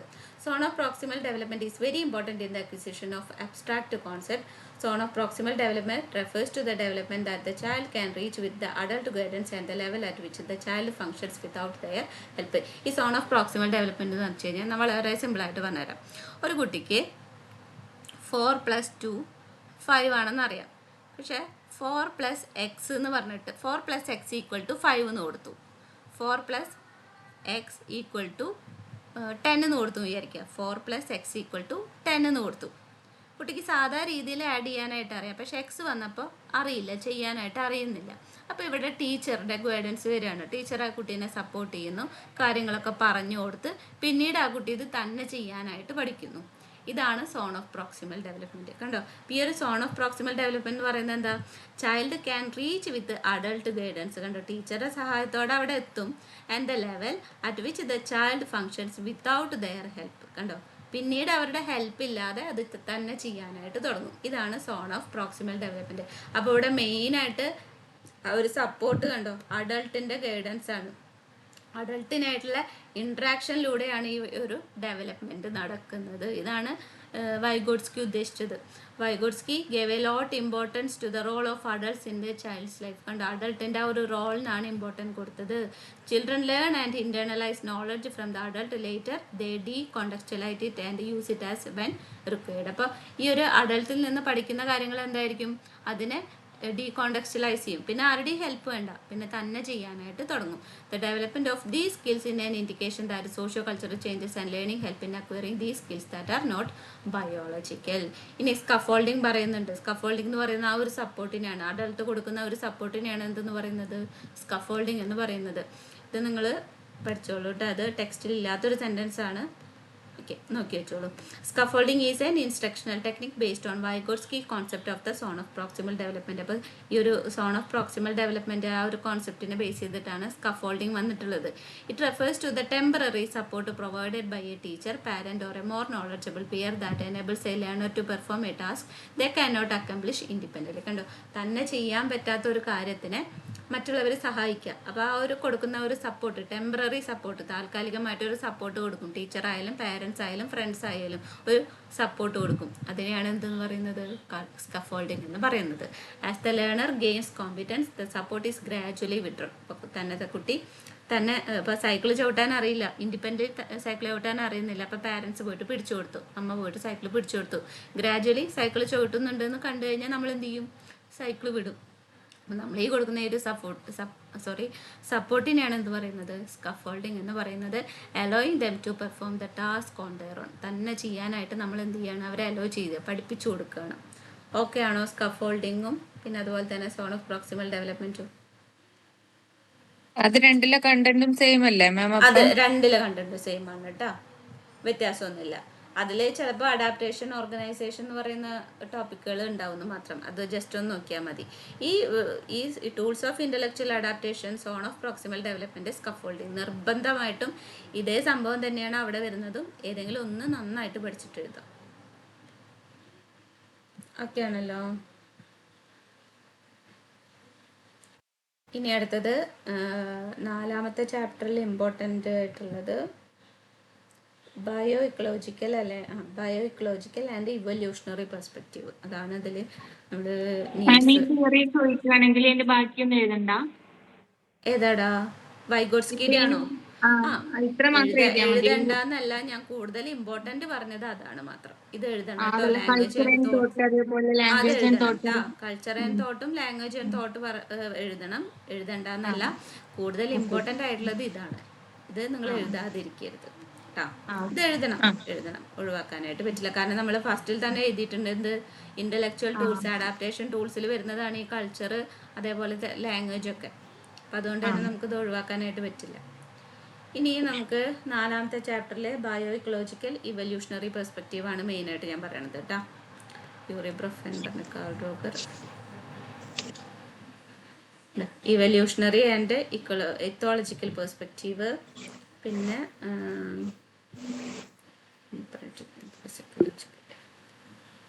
ഇത്തോളജിക്കൽ perspective, bio ecological perspective, Urie Bronfen, okay. നമുക്ക് ഈ ഒരു ചാപ്റ്ററും കൂടെ നോക്കാം. എന്നിട്ട്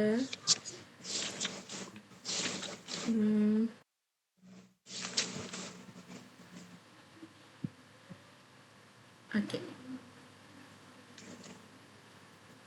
ഇനി ഞാൻ കുറച്ച് ഇമ്പോർട്ടൻ്റ് ആയിട്ടുള്ളത് പറഞ്ഞുതരാം. നമുക്ക് നാളെ ഒരു സെഷനും കൂടെ വെക്കാം കേട്ടോ, ഇതായിരിക്കും നല്ലത്.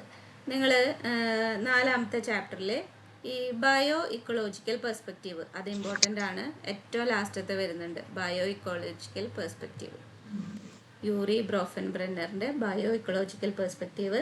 പിന്നെ അതുപോലെ തന്നെ അതിൽ വരുന്നത് evolutionary perspective, ethological evolutionary perspective,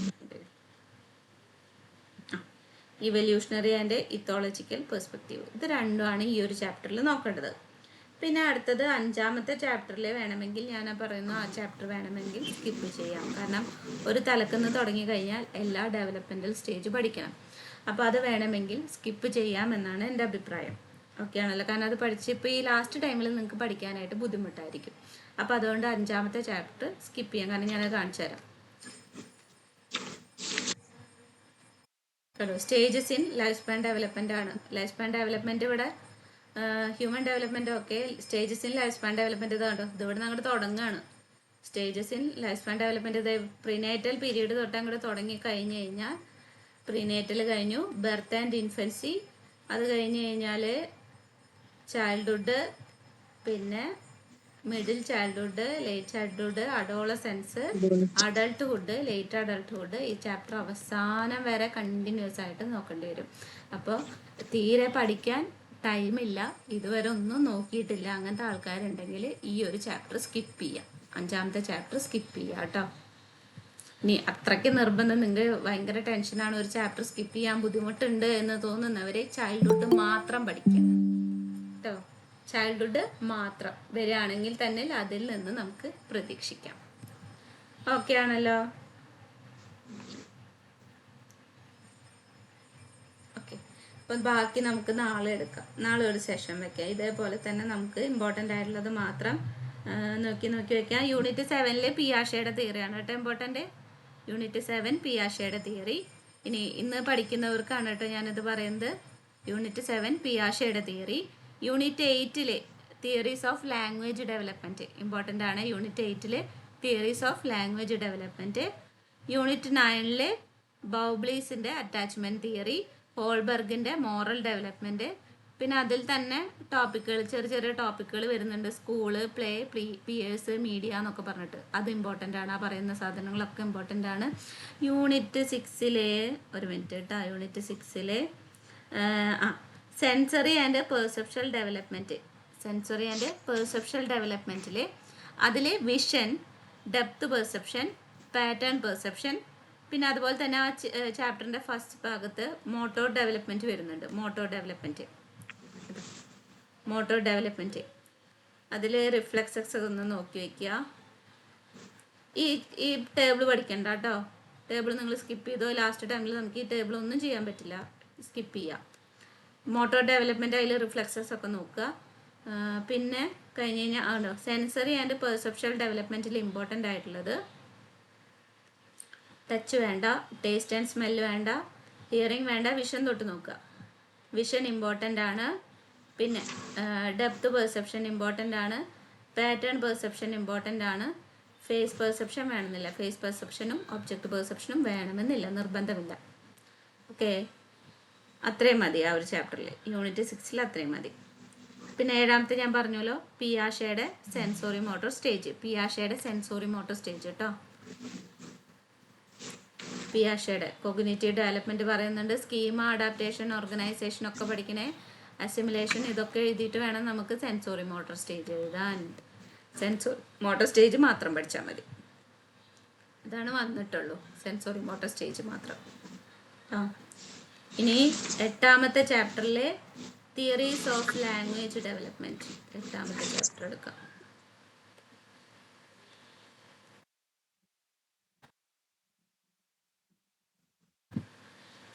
theories of language development. അപ്പോൾ ലാംഗ്വേജ് ഡെവലപ്മെൻറ്റ് ചോദിച്ചു കഴിഞ്ഞാൽ ബേസിക് ആസ്പെക്ട്സ് ഓഫ് ലാംഗ്വേജ് എഴുതിയിട്ട് വേണം എന്തെഴുതാനായിട്ട്, ലാംഗ്വേജ് ഡെവലപ്മെൻറ്റ് എഴുതാനായിട്ട് കേട്ടോ. തിയറീസ് ഓഫ് ലാംഗ്വേജ് ഡെവലപ്മെൻറ്റ് നേറ്റിവിസം പറയുന്നുണ്ട്, behavioural and social cognitive theory പറയുന്നുണ്ട്, പിന്നെ ഇൻട്രാക്ഷനിസം പറയുന്നുണ്ട്, കോഗ്നിറ്റീവ് പ്രോസസ്സിംഗ് തിയറി പറയുന്നുണ്ട്. അങ്ങനെ 4 തിയറീസ് പറയുന്നുണ്ട് ലാംഗ്വേജ് ഡെവലപ്മെൻറ്റിൽ.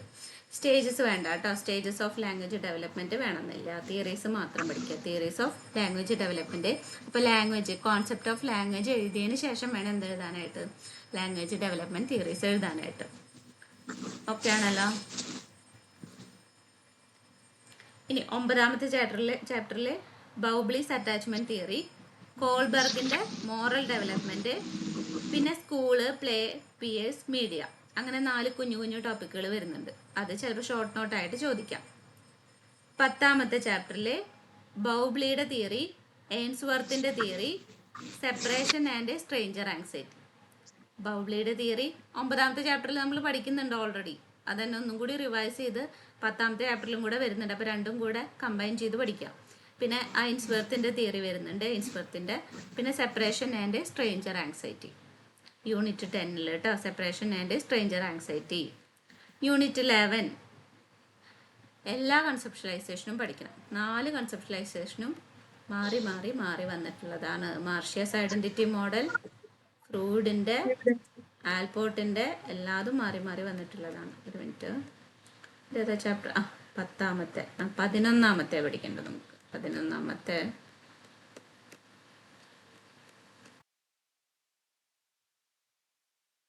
11ാമത്തെ ഐഡൻറ്റിറ്റി, ജെൻഡർ ഐഡൻറ്റിറ്റി അതൊന്നും വേണമെന്നില്ല. ഇവിടെ തൊട്ട് കണ്ട ഫ്രൂഡിൻ്റെ കൺസെപ്ഷലൈസേഷൻ ഓഫ് ഐഡൻറ്റിറ്റി പഠിക്കേണ്ടതാണ്. അത് കഴിഞ്ഞ് കഴിഞ്ഞാൽ അതിൽ നമുക്ക് അറിയുന്ന കാര്യങ്ങൾ തന്നെയാണ് കേട്ടോ. ഇഡ്, ഈഗോ, സൂപ്പർ ഈഗോ ഒക്കെ ഉണ്ട്. പിന്നെ ജെൻഡർ ഡെവലപ്മെൻറ്റ്, ഇഡിപ്പൽ കോംപ്ലക്സ്, ഇഡിപ്പൽ കോൺഫ്ലിക്റ്റ്, പെനിസെൻവി എന്ന് പറയുന്ന സംഭവങ്ങളൊക്കെ ഉണ്ട്. സ്റ്റേജസ് ഓഫ് ഡെവലപ്മെൻറ്റ് പറയുന്നുണ്ട്. അത് കഴിഞ്ഞ് കഴിഞ്ഞാൽ പിന്നെ എറിക്സൻ്റെ കൺസെപ്ഷലൈസേഷൻ ഓഫ് ഐഡൻറ്റിറ്റി.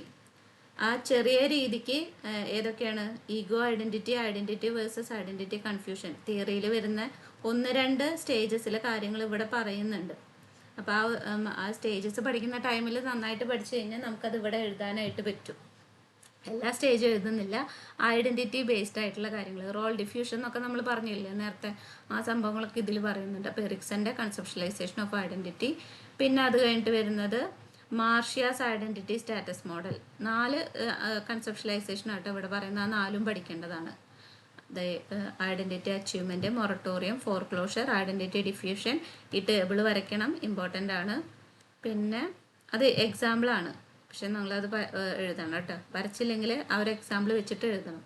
പിന്നെ ആൽപോർട്ടിൻ്റെ കൺസെപ്ഷലൈസേഷൻ ഓഫ് ഐഡൻറ്റിറ്റി, യൂണിറ്റ് 11. 12ഉം 13ഉം വേണമെങ്കിൽ സ്കിപ്പ് ചെയ്യാം. നമുക്കൊരു ബ്ലോക്ക് സ്കിപ്പ് ചെയ്തിട്ട് പഠിക്കാം, കാരണം ചോയ്സുകളുണ്ടല്ലോ. 12ഉം 13ഉം ഞാൻ റെക്കമെൻഡ് ചെയ്യുന്നില്ല, സ്കിപ്പ് ചെയ്യാം. യൂണിറ്റ് 15ൽ വരുന്നത് ADHD പഠിക്കണം, സോഷ്യൽ ആങ്സൈറ്റി, സെപ്പറേഷൻ ആങ്സൈറ്റി പഠിക്കണം, ഡിപ്രഷൻ, ചിൽഡ്രൻ ആൻഡ് അഡോളസൻസിൻ്റെ ഡിപ്രഷൻ പഠിക്കണം. അതിൽ ഇമ്പോർട്ടൻ്റ് ആയിട്ടുള്ളത് PTSD, post traumatic stress disorder പഠിക്കണം. ഇൻ്റലക്ച്വൽ ഡിസബിലിറ്റി, അതിൻ്റെ ക്ലാസിഫിക്കേഷനും കോസസ് ഒക്കെ പഠിക്കണം. ഇൻ്റലക്ച്വൽ ഡിസബിലിറ്റി ക്ലാസിഫിക്കേഷനും കോസസ് ഒക്കെ 15th ചാപ്റ്റർ ആണ് കേട്ടോ പറഞ്ഞത്. ADHD വരുന്നുണ്ട്, social anxiety, separation anxiety, depression, children and അഡോളസൻസിൻ്റെ depression, PTSD, post traumatic stress disorder പറയുന്നുണ്ട്. ഇൻ്റലക്ച്വൽ ഡിസബിലിറ്റി, അതിൻ്റെ ക്ലാസിഫിക്കേഷനും കോസസ് ഒക്കെ പഠിക്കണം. പിന്നെ യൂണിറ്റ് 16ൽ ഓട്ടിസം മാത്രം പഠിച്ചാൽ മതി. ഓട്ടിസം സ്പെക്ട്രം ഡിസോർഡർ അത് മാത്രം നോക്കിയാൽ മതി. ഓക്കെയാണോ?